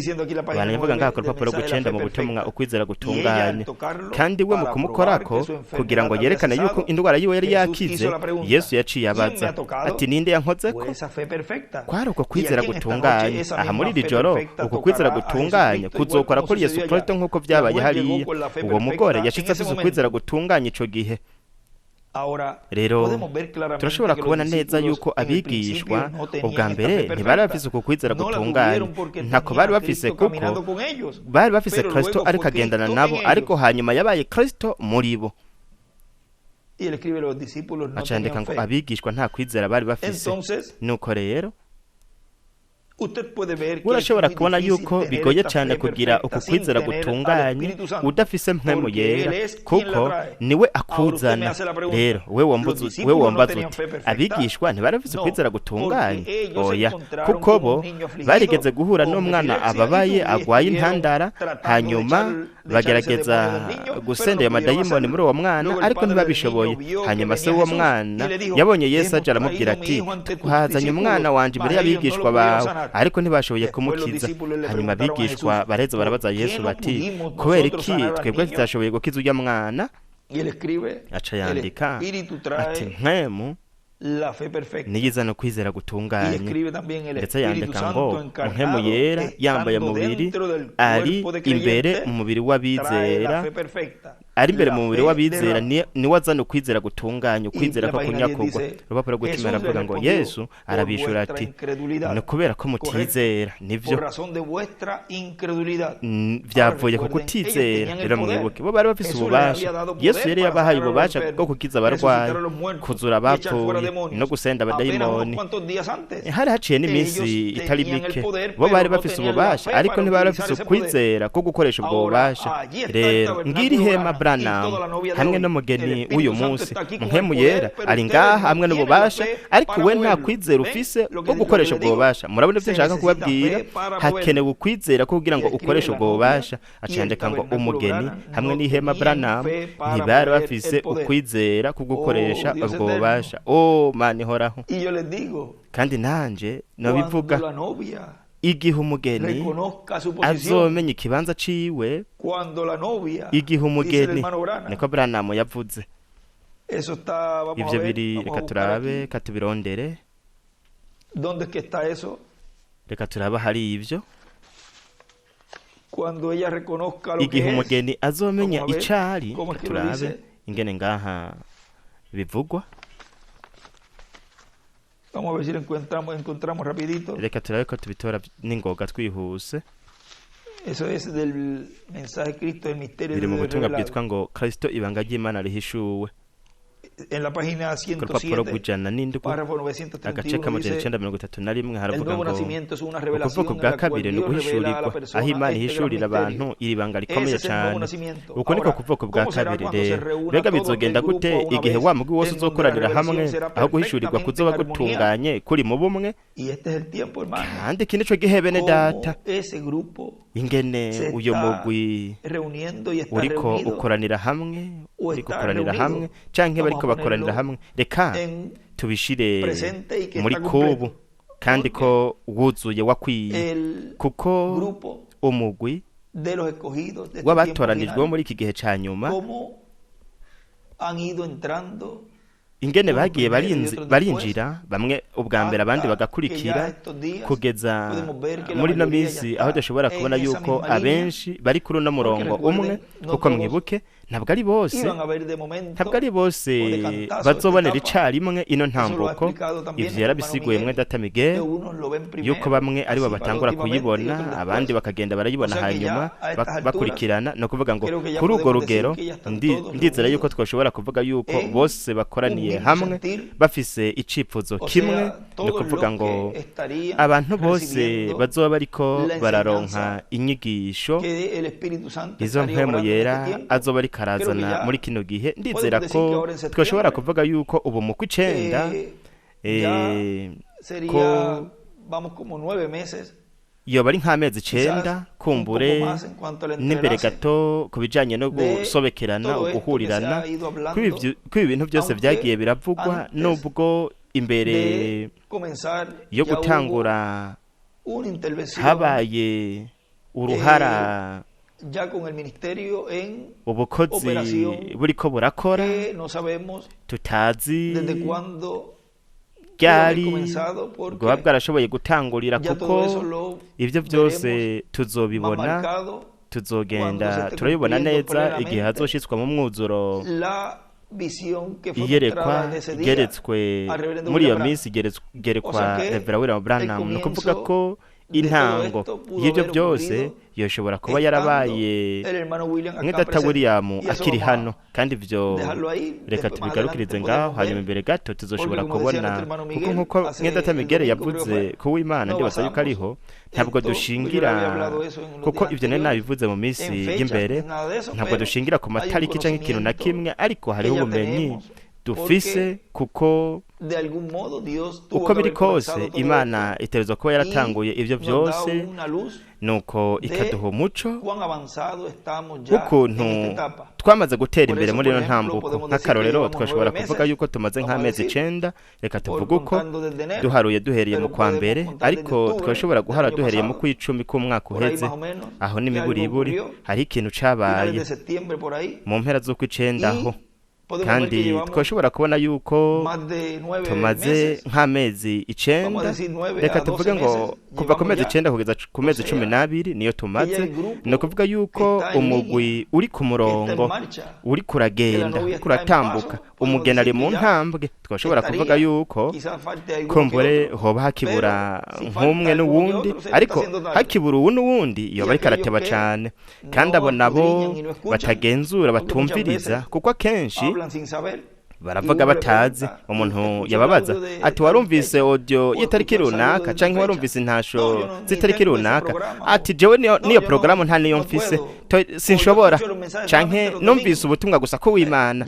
urabona umuntu aho ntabazi ko atari ko aritegura kandi azotegereza gusubira inyuma gusoma ibintu byose twe twamaze gutera imbere muri ibyo nico gituma iyo tuvuze ibintu vyimbitse ntabitahura ico bakora bagatangura kugwana kuko kubera ko badatahura ibintu byose vyagiye biravugwa kugira ngo bashobore gutahura algebra ntibanazi na ABC bariko baragerageza gutahura algebra arivyo bice bibagora cyane kuko kuri bo biba ari ibintu bikomeye nuko ico bakora bagaca batwenga canke bakanegura ariko kuri urwo rugero namba ari umuntu akibura yoteroza kwihuta cyane kugira ngo abe mu kibanza kimwe agere ku rugero rw'abaturejwe n'Imana aribo Imana yashushanije hariya mwaba abantu 120 mu cumba cyo hejuru bari biteguye ku munsi wa nyuma kugeza ku munsi wa nyuma kugira ngo baronke mpwemu yera umushuzo uko niko biri muri iki gihe cyo kubize furuka twese zizoba turi hamwe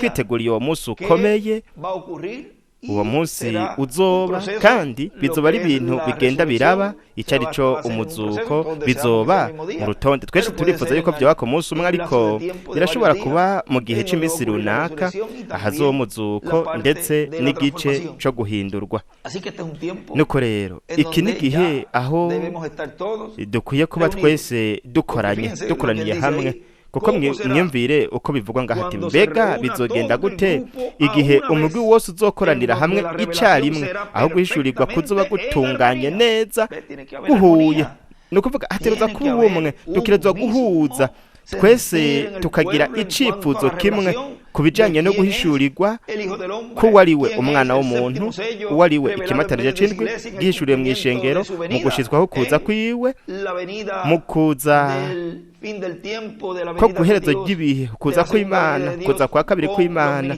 hamwe n'ubukozi bwa Mose na Eliya iryo banga ryose uko guhishurirwa kose gutegerezwa kuba ari kumwe mu bana b'Imana ntihakwiye kuba ugukekeranya na kumwe ku bijyanye n'iryo banga bivuga yuko ibanga ryo kuza kwa mbere kwa Kristo ryabaye ibanga ryazanye ryashikije mu kwizera iryo banga ryazanye kuvuka bwa kabiri ni ukuvuga ngo mu kwizera ibanga ryo kuza kwa mbere kwa Kristo uwo mwizera byaca bimuha ukuvuka bwa kabiri yaca avukira mu bwami bw'Imana akaronka umubiri wa Teofaniya wo mu buringanire bwa gatandatu mu kuza kwiwe kwa kabiri naho bizoba nk'uko nyene bazotegerezwa kwizera ugushizaho kuza k'umwana w'umuntu azanye n'abamarayika biwe kugira ngo baheze baronke bityo ukwizera ko kunyakurwa ukwizera kuduhesha guhindurwa utizeye ugushizwaho kuza k'umwami mu kuza kwiwe kwa kabiri ntuzoshobora guhindurwa no kunyakurwa uwo muntu hakenewe ko yizera ukuza k'umwami kandi ukuza k'umwami gufise ibice byinshi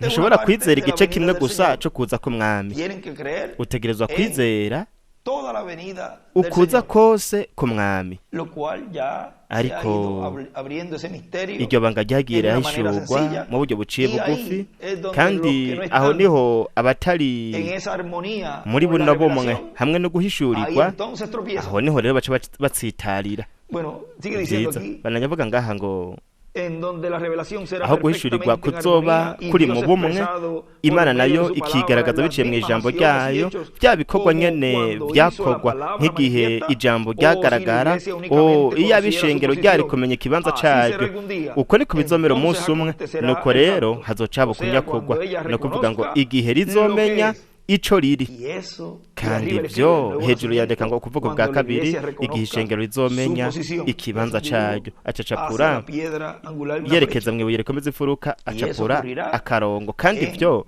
bizoba muri kino gihe cya nyuma aho zino ngabo z'ububasha ishengero mu gihe ry'umwami rizohagarara rishikamye kandi rizotahura intambuko iyo turi mwe yariyo kuko mwimvire mwajya hema Branham we yavuze ko batari bafise uko kwizera kugira ngo bakoreshe ubwo bubasha hakenewe kwizera kugira ngo hakoresha ubwo bubasha niko Branham yanditse William nawe yandika ngo ukwizera ko gukoresha ububasha bananyavuga ngo jewe hariya mu rugo ndafise kartushe nasharije n'amaboko ndazi iciye nkoni ishobora gukora nkuko bivugwa cyo kimwe n'ijambo ariko ntegerezwa kurasa umuriro utegerezwa gushika muri poudre ariyo ifise ububasha ariko irakeneye umuriro kugira ngo irase nico kimwe Poudre iri muri cartouche ariko irakeneye ukwizera ko kuyisharija no kuyirasa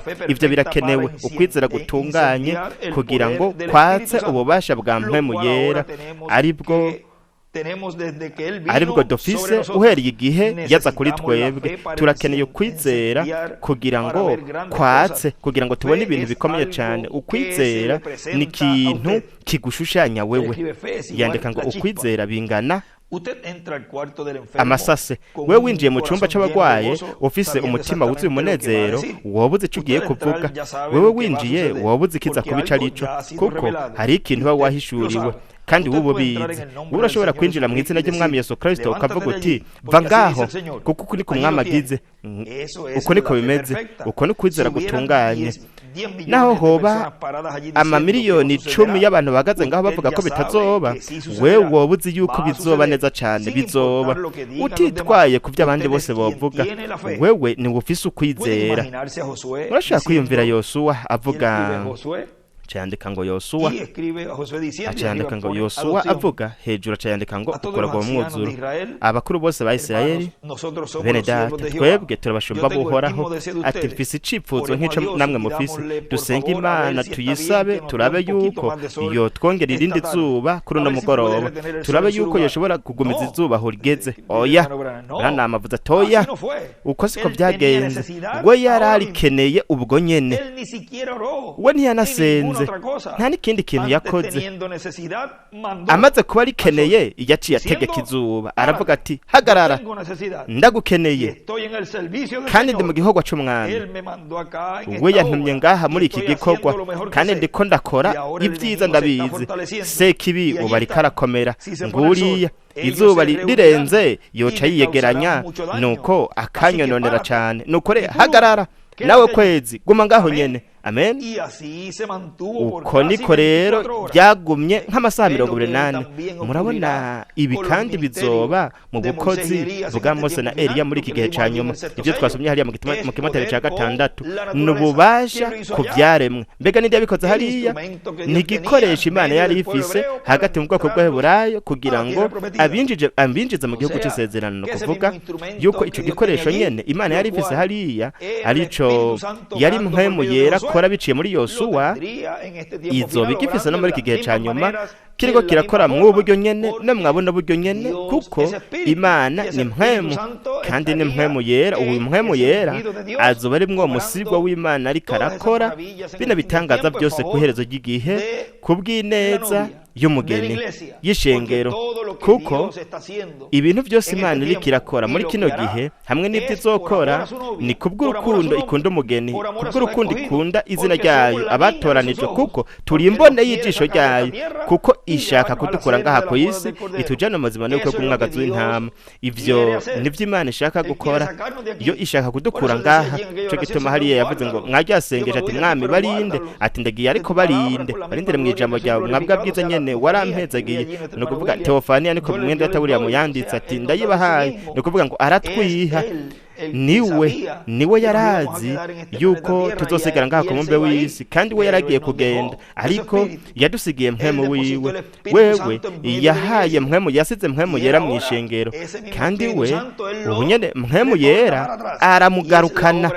Nico gikorwa Imana iriko irakora muri kino gihe rero, kugira ngo ihamagare muri iki gihe ca nyuma impemu yayo, Teofania yayo iduhamagare tuje mu kugaragara kwayo. No kuvuga dusubire kandi mu bibanza byacu twakomotsemwo, kuko turi igice ciyo Teofania y'ubwiza ikomeye cyane. Bananyavuga ngo aca yandika ati bizoba nubwo abandi batovyizera. Niko yandize ku ruhande, ndetse kandi yandika ngo ijambo rivuzwe.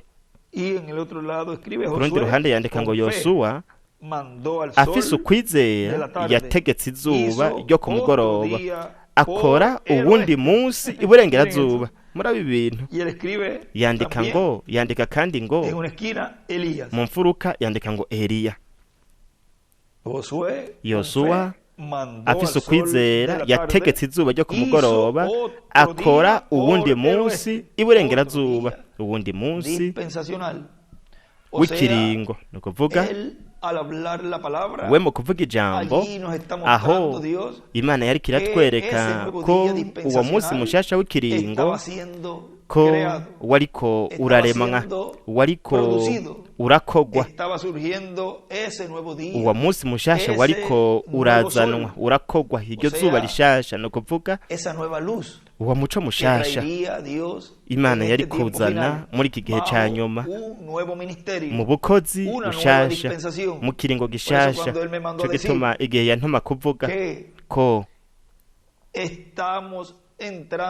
turiko twinjira mu kiringo gishasha, mu gukata ikorosi. Wewe yari karantuma gutangaza yuko ibintu byose byari byo mu gihe c'ubuntu, kiringo c'ubuntu byategerezwa kurangira, kuko twari ko twinjira mu munsi mushasha w'ikiringo. No kuvuga ubutumwa bushasha kubijanye n'ikiringo twari ko turatangura ico gihe, kuko ubutumwa turazi yuko bwazanwe na marayika w'umwami Yesu Kristo William So Santiago muri kino kiringo c'ubuntu, kuko we haciye nk'imyaka atubwira yuko twari tukiri mu kiringo c'ubuntu, haciye imyaka itari mike atubwira ko twari tukiri mu kiringo c'ubuntu. No kuvuga ngo mu gihe hariko harakogwa ibintu vyo mu kiringo c'ubuntu byari bijanye n'ikiringo c'ubuntu, ntabwo hari bwabe mu mwuzuro, ntabwo twari bwakati iryo korosi mu mwuzuro. Ariko turashobora kubona yuko mu 70 na kangahe naho nyene yatubwiye mu gukata ikorosi. Murabe ingene ivyanditswe bifise ugushitswa kwinshi. Ariko mu ntango za 2019 ni murashobora kubona yuko hariko hatangura, twariko twinjira muri ico kiringo gishasha mu mwuzuro. Ibintu bijanye n'ikiringo c'ubuntu vyasigaye inyuma, kandi uko gutangazwa iryo jambo rivuzwe ry'impinduka z'ikiringo, Imana yari kirazikora muri uku kubisikanya kw'ibiringo, muri uku guhwanirana kw'ibiringo, hamwe no mu kubisikanya k'ubukozi biciye mu kandi kanwa, mu kindi gikoresho Imana yari kubirikirakoresha muri kino kiringo gishasha cariko kiratangura. Kandi iyo mvuze ngo ubutumwa bushasha, bashatse kuvuga ubutumwa bwo mw'iki kiringo, nkuko hakurikijwe ivyo Imana izoba iriko irakora muri kino kiringo, hamwe n'ubutumwa twari twazaniwe na marayika w'umwami Yesu Kristo. Ni ukuvuga yuko kino kiringo gishasha cari gutanguza ibintu byose Imana yari kubirika irashira muri kino kiringo gishasha, byose vyari kuba ari bishasha. Kandi ivyo twashobora kubivuga ko cyane mu buryo bwagutse imbere gato, kuko hariho ibintu byinshi byo kuvuga kuri kino kiringo gishasha, aho ibintu byose bizoba turiko turavuga ari ivy'Imana, n'ivy'Imana izoba iriko irashiraho mu bizoba imbere gato mu kintumbi hamwe n'ibihe bidashira. Byose azoba ari Imana rero iriko irabigaragaza muri kano gahe gato, ibizoba imbere gato. Rero ubu turiko turaba neza mu byashushanirijwe mu bavugishwe mu isezerano rya kera ndetse no mu isezerano risha, turiko turabibamwe ubu. Hanyuma ibizoba mu kintumbi n'ibihe bidashira, nuko nitwebwe rero, nitwebwe tuzoba turiko turabishiraho ngaha, dushiraho ishingiro ryose ry'ibintu byose bizoba imbere gato mu nganji y'ubwiza ya Mesi y'umwami. Byose Imana izoba iriko irabishitsa muri kino gihe mu buryo aho bizoguma bishizweho ibizoba mu kintumbi hamwe n'ibihe bidashira. Abananyavuga ngo rero nambisi yari kirazunguruka nawe akayihagarika, izuba naryo nyene rikaguma ahantu hamwe ritanyiganyiga. Byagenze gute? Wewe ugerageje kubitahura ugoca utera umugongo abashakashatsi, kuko bo bavuga yuko isi ihagaze hanyuma yocigwa yocikoroka. Nuko rero niko byagenze, kandi ugiye kuvuga ko ijambo ry'Imana atari ukuri, nuko rero ubaye umutizera, umupagani. Ariko icingira akamaro nuko byabaye. Sinshobora gusobanura uko byagenze, ingene byagenze, ariko byarabaye. Jewe ntabyo nzi, nico gituma mukumba gato kimbaho igihe abantu binjira ngaho aho hanze bakababaza bati ariko byagenze gute?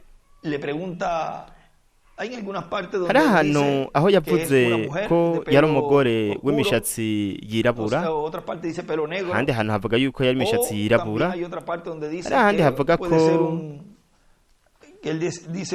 yavuze ko yari umugabo.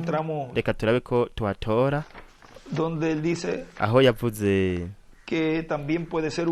ko yashobora kuba ari umugabo.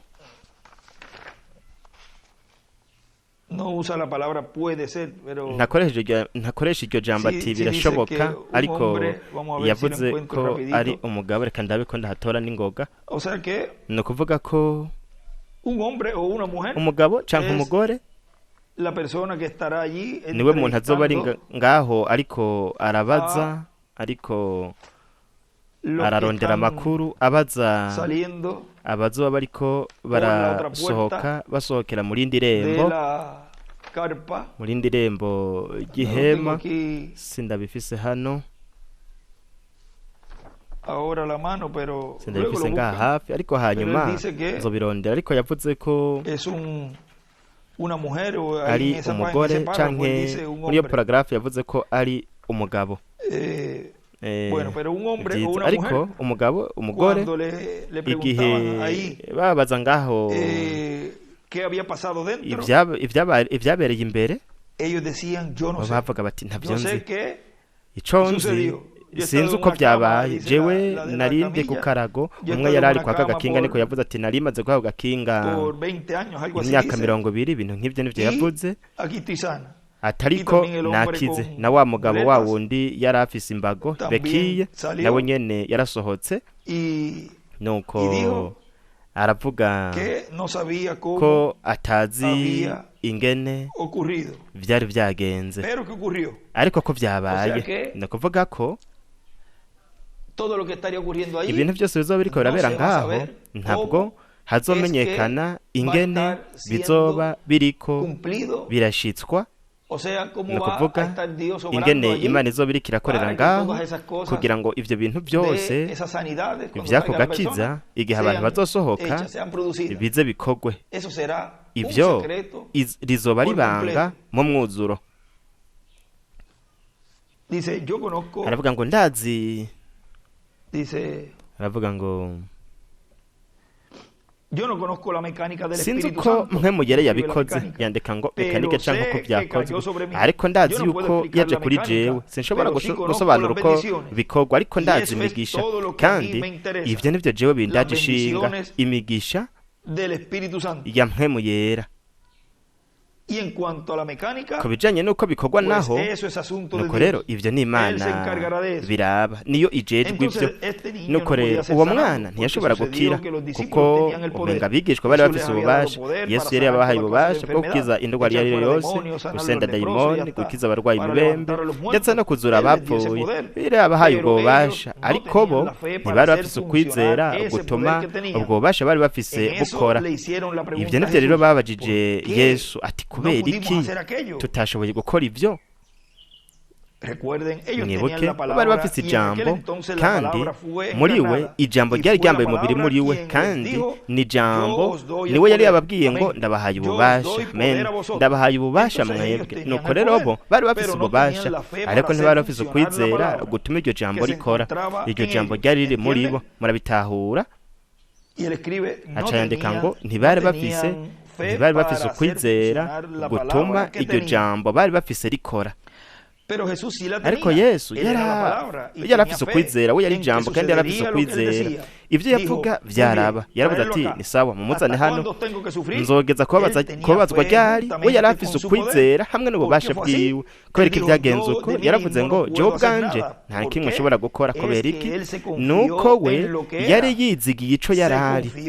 We yari yizigiye mu kumenya ko yari ijambo, kandi yari afise ukwizera, yarizeye Imana. Imana yari yamugize ijambo, ni Imana yari yamugize ijambo, kandi ijambo ryari riri muri we, kandi ibyo byamuhaye ukwizera. Kuko we yaratahuye ikibanza ciwe, yarahaze icari, kuko ivyanditswe byari byarasezeranye yuko azokora ivyo bintu. We yaratahura ikibanza ciwe. Ni naco nyene yatubwiye kimwe n'abasomera ati igihe ishengero rizomenya ikibanza caryo, igihe ishengero rizomenya ico arico, murabona, nuko rizoshobora gukoresha ubwo bubasha. Kandi ishengero ryo mu gihe ca Laodikiya ntiryakoresheje ubwo bubasha. Nabisomye hariya ko ahavuga yuko mw'ihema rya Branamu batashobora, ntibari bafise ukwizera ko gukoresha ubwo bubasha, ariko hari ishengero rizogira ubwo bubasha. Ni ishengero ryo mu gihe ciwe kubetse furuka, ni ishengero mugeni muri iki gihe ririko ryitegura gukoresha ubwo bubasha. Yaba gusa iryo shengero ryari kumenya ikibanza caryo, nk'uko Branamu yavuze ati igihe ishengero rizokwimenya, kandi n'iri jambo naryo nyene rikarigira nk'uko ritegerezwa. Ndiko mvuga nk'imirongo 2 canke 3 biri mu gitabo c'imatanijwe, aho yavuze ati igihe ishengero rizokwimenya, igihe ishengero, reka tuhasome twihuse, aho yavuze ko, reka tuharondera ngaha, namba nashobora kuhatora n'ingoga. Ivyo biri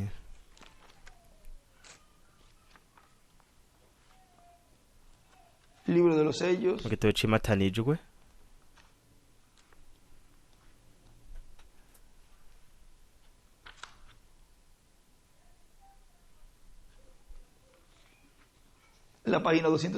amajana 54 urindire kugeza ino mituragaro ituragaye amajwi yayo wamugwe nawo mu by'ukuri ushobore gufata ijambo ry'Imana urigire neza nuko bazotemagura basangangure aho yandika ngo Mose na Eliya hamwe n'abatoranijwe no kuvuga uno mugwi uzogira buno bubasha hamwe n'ubukozi bwa Mose na Eliya hamwe n'ubuzo bafise ubwo bukozi bwa Mose na Eliya. We aravuze ngaho ko we yarazi icarico aravuze ngo aho nari nagarukirije hano we yaratahura ikibanza ciwe we yarazi cari kuko ivyanditswe byari byarasezeranye yuko azokora ivyo bintu nuko rero ivyanditswe byose byarasobekerana kugira ngo vyerekane yuko we yari ivyo ivyanditswe byasezerana kandi yarazi ico yarizigira ivy'Imana yari yaramugize. Rero nimba ko ariko vyabaye kuri we mbega tweho ntidushobora kwizigira ivy'Imana yatugize no kuvuga ngo abizera bino bimenyetso bizokurikira abizera bose. Yandika ngo kumenya no gutahura ikibanza hepfo yandika ngo kwizigira ivy'Imana yatugize. Abana bavuga ku rupapuro rwa 12 we yarizera icari kandi nawe mwizera nawe uzokwizera icuri wewe uri umwizera kandi namba wizera Imana Bibiliya iratubwira ati nambe imitima yacu itwagiriza nuko nta kwizera twogira ariko imitima yacu itatwagiriza ikintu na kimwe nuko turagira ukwizera no kuvuga ngo tukizigira Imana. Ivyo biri muri Yohana wa mbere 3:21 ti bene data namba imitima yacu itatwagiriza turafise ivyizigiro mu Mana. Yandika ngo ukwizera bingana ivyizigiro. Aca yandika ngo mugira ukwizera wizera ivy'ijambo rivuga kuri. Ariko kubera ko wewe uri gukora ibintu bitabereye ushobora kwizigira Imana. Wewe ubwo nyene ucumenya yuko wihenze. Wewe ubwo nyene uca wiyerekana nk'umunyabyaha mu kumenya yuko wihenze. Murabona? Ico gituma muri kino gihe Imana yaduhaye kino gihe cyo gutunganya ibintu byose kuko mu gihe hakiri ikintu kitabereye kandi kikaba ari ikintu cerekana buri umwe wese muri twebwe hugiti ciwe kikatwerekana nk'umunyabyaha canke ikintu gifitaniye isano n'icaha ukamenya yuko wihenze ntushobora kwizigira Imana ntushobora kuba witeguye kugira ngo ukoreshe ububasha. Murabona igituma ukwiye kubanza kwiga ABC kugira ngo wige algebra utereza kubanza kwiga ingene witwara imbere yo kugaragara ko Imana muri kino gihe kugira ngo ushobore gukoresha ububasha bwayo. Ujya mugore yagenda muri genzira muri rijya barabara yarafise bwa burata twarabisomye ejo bundi mama wa Mwedata Branham akavuga ati murabe wewe ariko araza muri iyo nzira. Branham aramuraba aramubwira ati wewe ntushobora guca muri ino nzira umeze nkuko toya jewe narejejwe naratsindanishirijwe narejejwe ndafise umubatizo wa mpemu yera ndabishobora. Aca simbira mu barabara ariruka. Murabe ingene Imana yaretse uwo muntu akabandanya agenda nkuko kandi ntiyaguye ku ma escalier ya mbere ku ngazi ya mbere. We ico yakoze yaciye ahindukira atangura kunegura gutwenga ati ntimumwumvirize uyu n'umusazi ntimumwumvirize raba nabishoboye. Murabona Imana yaramwemereye ko abandanya nkuko tubivuga ngo yaramwunze umukono arabandanya. Imbere gato igihe yashika aho binjira mu kugaragara ko Imana yaguye bukumbi aramanuka kabushungu ni kuzimu. Nico gituma kino gihe ari gihe kimeze haca gihe babana ba Aroni binjira bafise imibiriro barahuye hanze barapfa. Ntidukwiye kwinjira tuzanye umuriro turahuye hanze ngo tujane mu kugaragara ko Imana. Ikintu cose kitari ico mu kugaragara ko Imana kitari cahera ha cane ugerageje kwinjira no gushira ibintu byo mu buringanire bwa gatanu ngo bizane mu kugaragara ko Imana uzogira ingaruka z'urupfu. wewe ntuzoshobora gushira ibintu byo mu bwami bw'umwijima ngo byinjize mu bwami bw'Imana. Kandi nk'uko yavuze hariya, umuntu wo hanze atizera kandi atizera Imana n'ijambo ryayo canke amasezerano yayo canke n'igihe yemerewe kubamwo, we yavuze ngo igihe umubajije ati uri kurakora ibintu bibi, biraboneka yuko uri umugore mubi, umugore afise ubuzima bubi, we Mwedata Branham yavuze ngo ica kwishura ati wewe genda urabane n'ivyawe, rekana nanje. Ariko umuntu we yamenye azi ubutumwa, akabaza igihe ariko arabamwo, ukamubwira ko ategerezwa gutunganya ibintu runaka ntabikore, Mwedata Branham yavuze ko ubwo aba ari kigonde cyane kurusha incuro ndwi kurusha uwo hanze. Ntaba afise mu mutima wiwe uko gutinya nkuko atakugize uriya mugore yasimbiye ko ari ama escalier kwa zirya ngazi ashika no hejuru, nuko ntiyashika mu gice mu gasongero kiyo ngazi kiryo barabara ryari geretswe mwiyerekwa mama wa Mwedata Branham. No kuvuga umuntu ntakwiye kuba umuntu atubaha Imana, cyane cyane igihe ariko arakina kuri kazoza kino minsi yo ngaha ku isi. Ndetse kandi ntakwiye no kuba ugutubaha imbere y'ijambo ry'Imana, cyane cyane rero kuvuga canke kurogota ku mugambi w'Imana. Ivyo umuntu arabibazwa, Imana irabimubaza. Ibyiza nuko yo kuyihana, nuko akaraba namba kuri urwo rwego agezeko hariho imbabazi. N'igihe gikomeye cyane bene data, n'igihe gikomeye cyane. Aha singomba gutera ubwoba umuntu n'umwe, ahubwo ndiko ndabakebura, ndiko ndabagabisha yuko ari igihe aho kugaragara kw'Imana kuri hagati mu ishengero ryayo muri muhemu yera, kandi ahera ha cane ntihakwiye kwinjirwa n'umuntu adatunganye, atameze neza imbere y'Imana. Ico tugiye kuronka ni ikintu gikomeye kandi gikomeye cyane. Ni we nyene ubwiwe ni wazotwiha, n'uyu mubiri uhoraho uhawe ubwiza. Ni teofaniya zacu, kandi teofaniya ntishobora kuza mu mubiri uri mu caha, umubiri uri kugaragaza uburinganire bwa gatanu. Byoroshe cyane nk'uko niko Mwedata William yavuga, nanje ndabivuze ndabisubiyemo. Ntushobora gukorera Imana zibiri icarimwe, ntabwo ushobora kubaha Imana zibiri icarimwe. Nuko rero iki ni igihe Imana yaduhaye kugira ngo twitunganye, twikosore.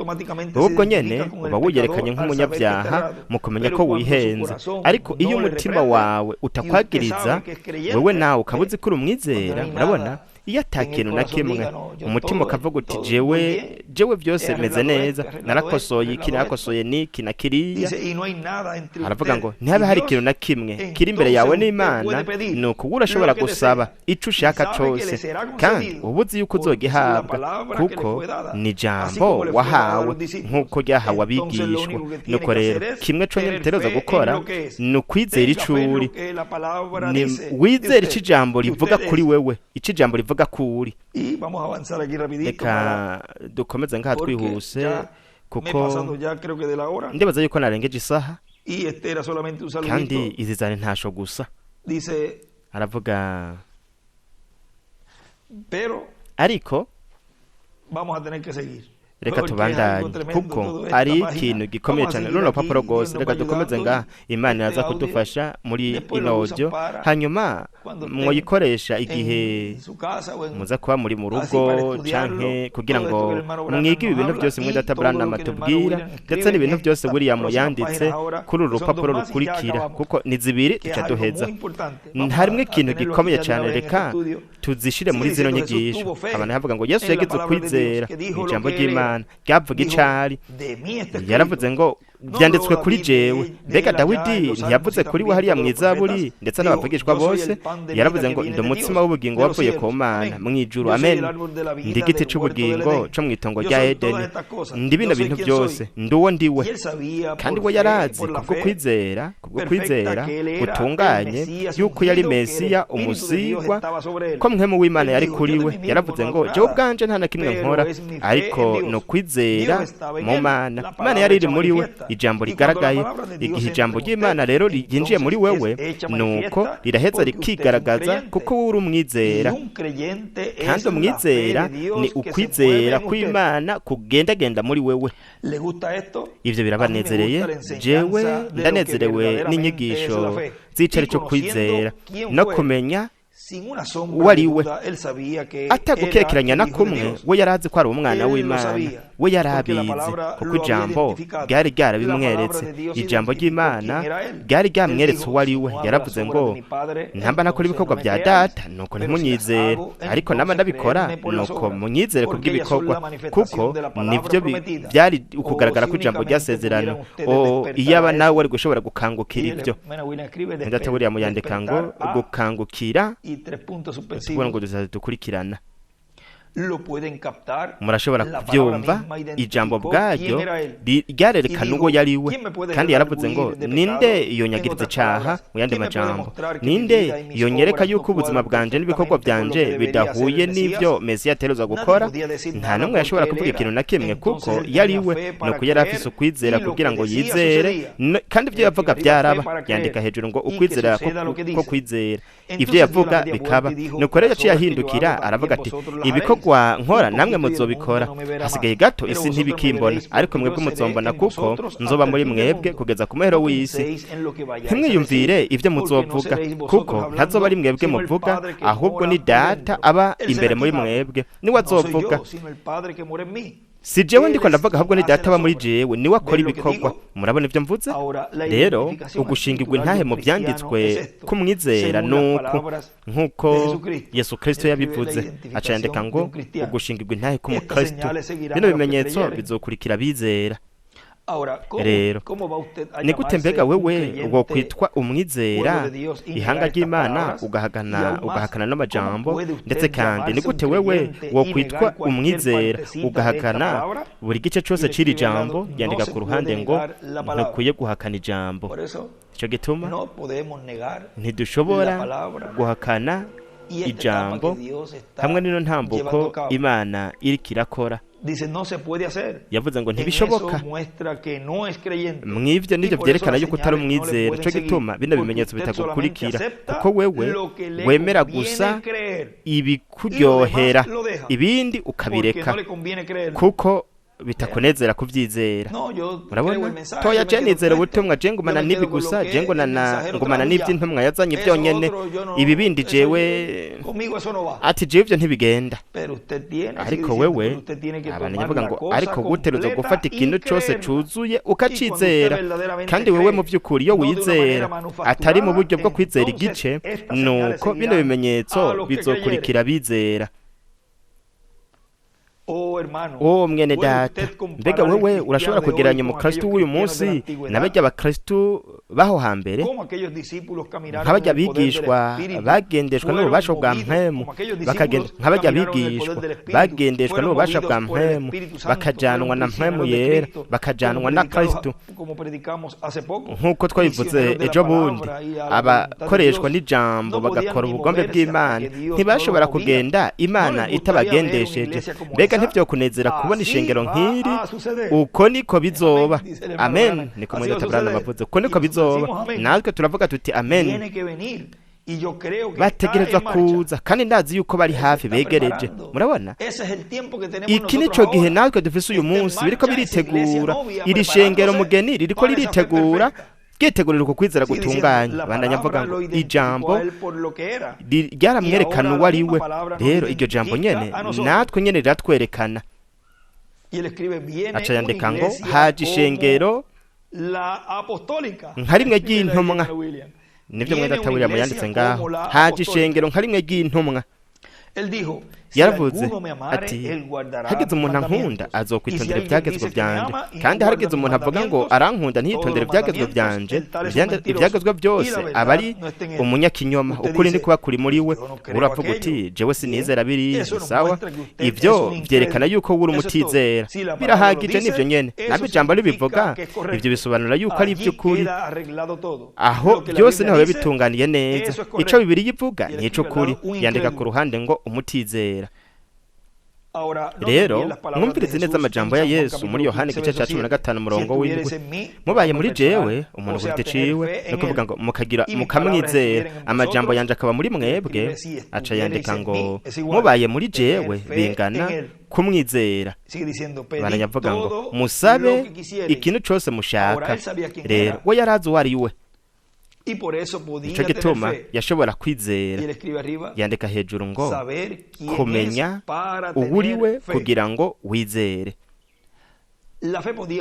Ukwizera kwari gushobora gukora igihe we yarazi uwo ari we. Hanyuma mubaye muri jewe amajambo yanje akaba muri mwebwe, nuko namwe muzomenya bo muri bo, musabe ibyo mushaka byose kizoba.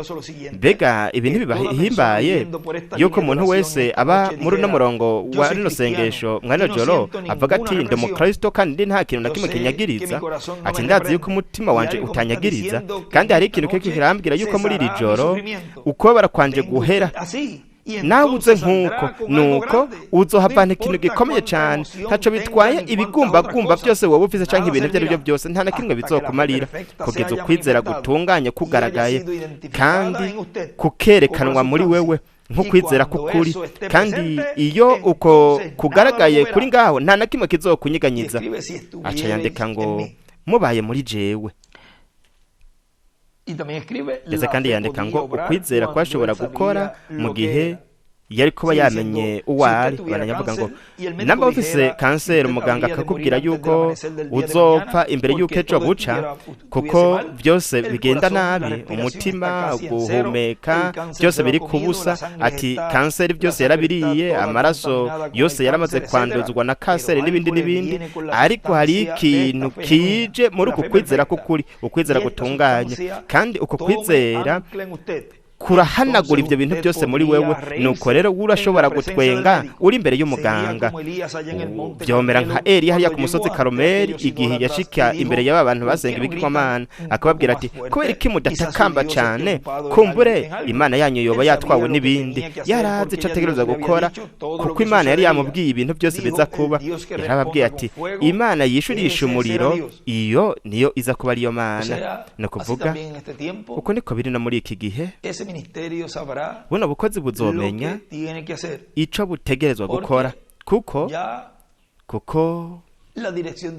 uburongozi bw'Imana bwarabibabwiye, bwaramubwiye ico azokora kandi bwaramubwiye n'ibizoba. no kuvuga bwaramaze kumubwira inyishu y'ibintu we azoba ariko arakora. Yarababwiye ngo Imana yishurisha umuriro iyaza kuba ariyo Mana. Bo baravuze bati ni sawa, baremeye agahinyuza, batangura gusuka amazi ku bicaniro. Bari bafise umubiri wose byose bari babiteguye, batangura gutakambira Imana zabo ati bayari twishura. Ku rundi ruhande Eliya yaratekanye nk'uko byama. We yarababwiye ati vuza ugwamo gwishi cyane kumbure baba bagiye mu mirima, baba bagiye kuroba. Ati umengo siho bari, kandi aho yari karabatwenga kuko yarazi ibiza kuba. Aca yandika ngo Eliya yaratwenze abikinyoma, abasigwa mu minsi ya nyuma. Yandika ngo kuragwa mu mwuzuro ku ruhande. Murabona azoba ari ubukozi bwarazwe mu mwuzuro bwabaye adopte. Kandi mwiyumvire neza, igihe byose byari biri mu rutonde, yaraje aravuga mu buryo buciye bugufi,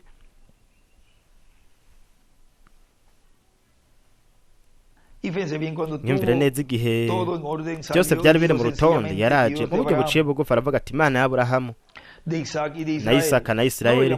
Ntiyayise Yakobo, ariko bisobanura umuriganya, ahubwo yayise Isirayeli, umuganwa w'Imana, uhoraho Imana ya Aburahamu na Isaka na wa muganwa umwami Yakobo. Uyu munsi wigaragaza ko ndi umushumba wawe, kandi ko ibi byose nabikoze atari nk'uko ndabyigombeye, kuko ibi ntibyabaye ibyiyumviro byanje, ariko byabaye ku bw'itegeko ryawe, nibyo byatumye nkora ibi. Wowe niwe wambwiye ibyo ntegerezwa gukora, unyereka yuko ibi byose biza kuba uko nyene. Ubu rero nashize amazi ku gicaniro, kandi nakoze ibintu byose nk'uko wabintumye. Acandika ku ruhande ngo Eliya byose yabigize, byose yabishize mu rutonde. Kandi n'ubu bukozi bwo muri iki gihe cya nyuma buzoba buriko burashira ibintu byose mu rutonde, byose nk'uko biri mu rutonde. Ni mu bimenye rero, avuze ibyo, umuriro ucukoroka uvuye mu ijuru. Wewe yari yizigiye yuko uwo muriro uza, kuko yari afise ukwizera. Kubera iki? Kuko uko niko ijambo ryabivuga. Yandika ngo yari yizigiye kuko ariko ijambo ryabivuga. Rero ino Bibiliya ni ijambo rya ya Mana nyene. Wewe ushobora ikoronka ukwizera gutunganye, ukizera yuko rino sezerano Imana yasezeranye ari iryawe. Yandika ngo wewe wizeye yuko isezerano ari iryawe. Wewe washobora kumbaza ati mwenda Aburahamu, mbega wiyumva gute uhagaze imbere y'abantu bariko baravuga mu ndimi n'ibindi, mbega ntutinya? Oya mugenzi, yarabimbwiye, namba sinigeze ntinya, kuko yarabimbwiye, kandi ndizera yuko ari ukuri.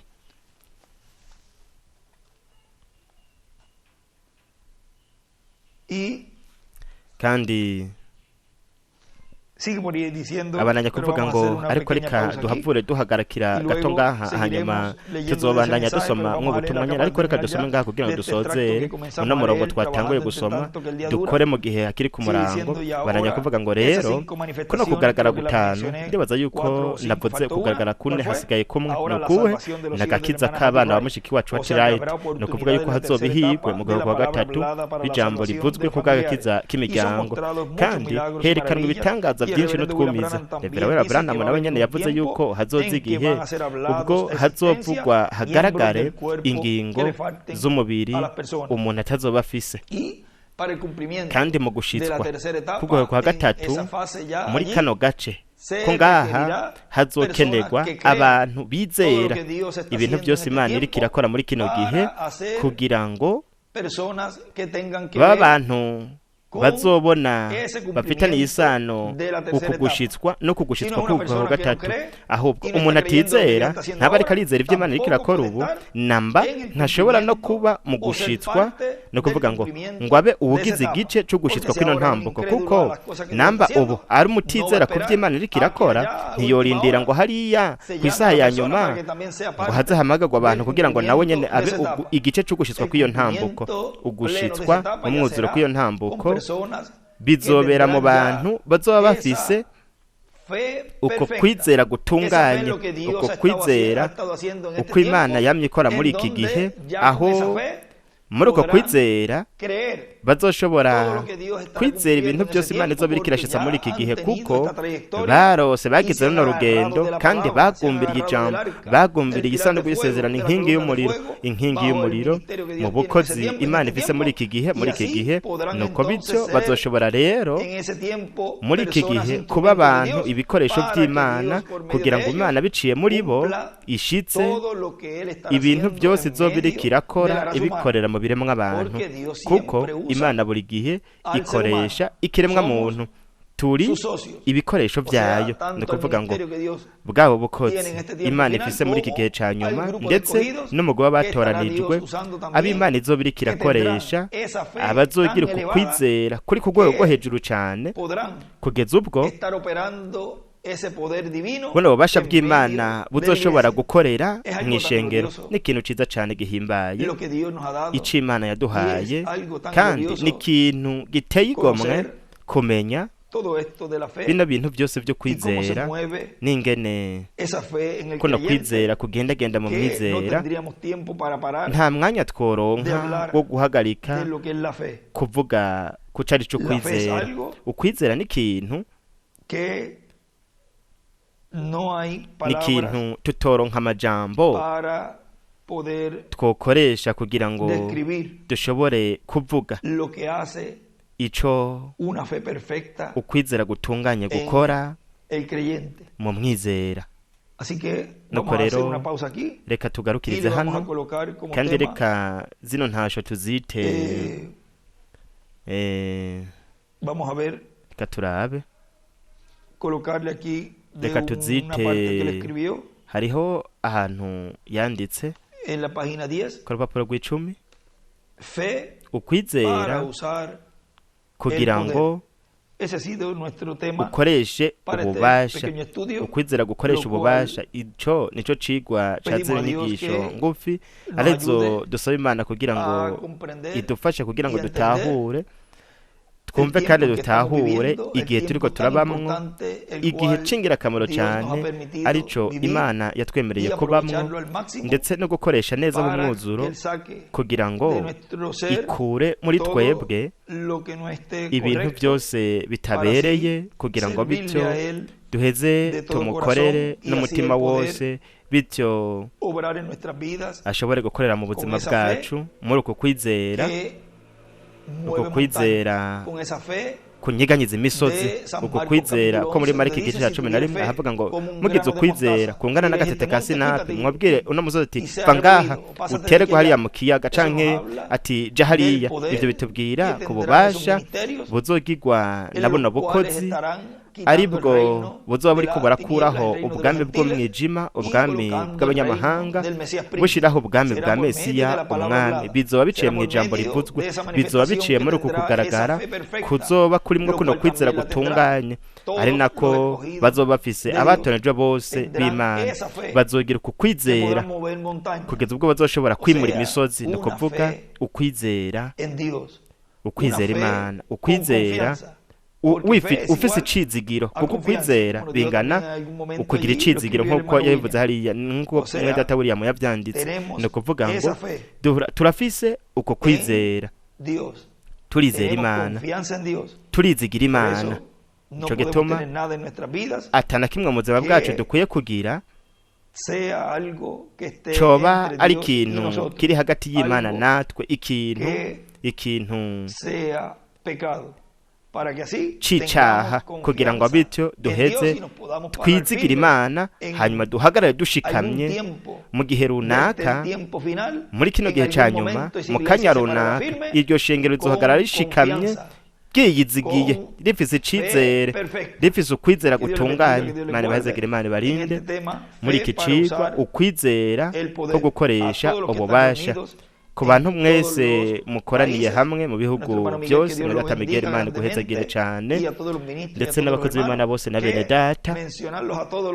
Mvuze abantu bose bakoranye byo ntwara iminota myinshi cyane. Aha rero ndiko nkoresha umwanya neza kugira ngo ndabasomere bino bintu byose vyanditswe. Nuko rero mwese ndabashize muri izi ntasho, mwebwe mwese mukoranye n'abari bakoranye muri ino ndwi, uyu munsi nejo, amwe na mwino misi yose, izi ntasho zibagereko mwebwe mwese. Imana ibahezagire kandi barinde mwese.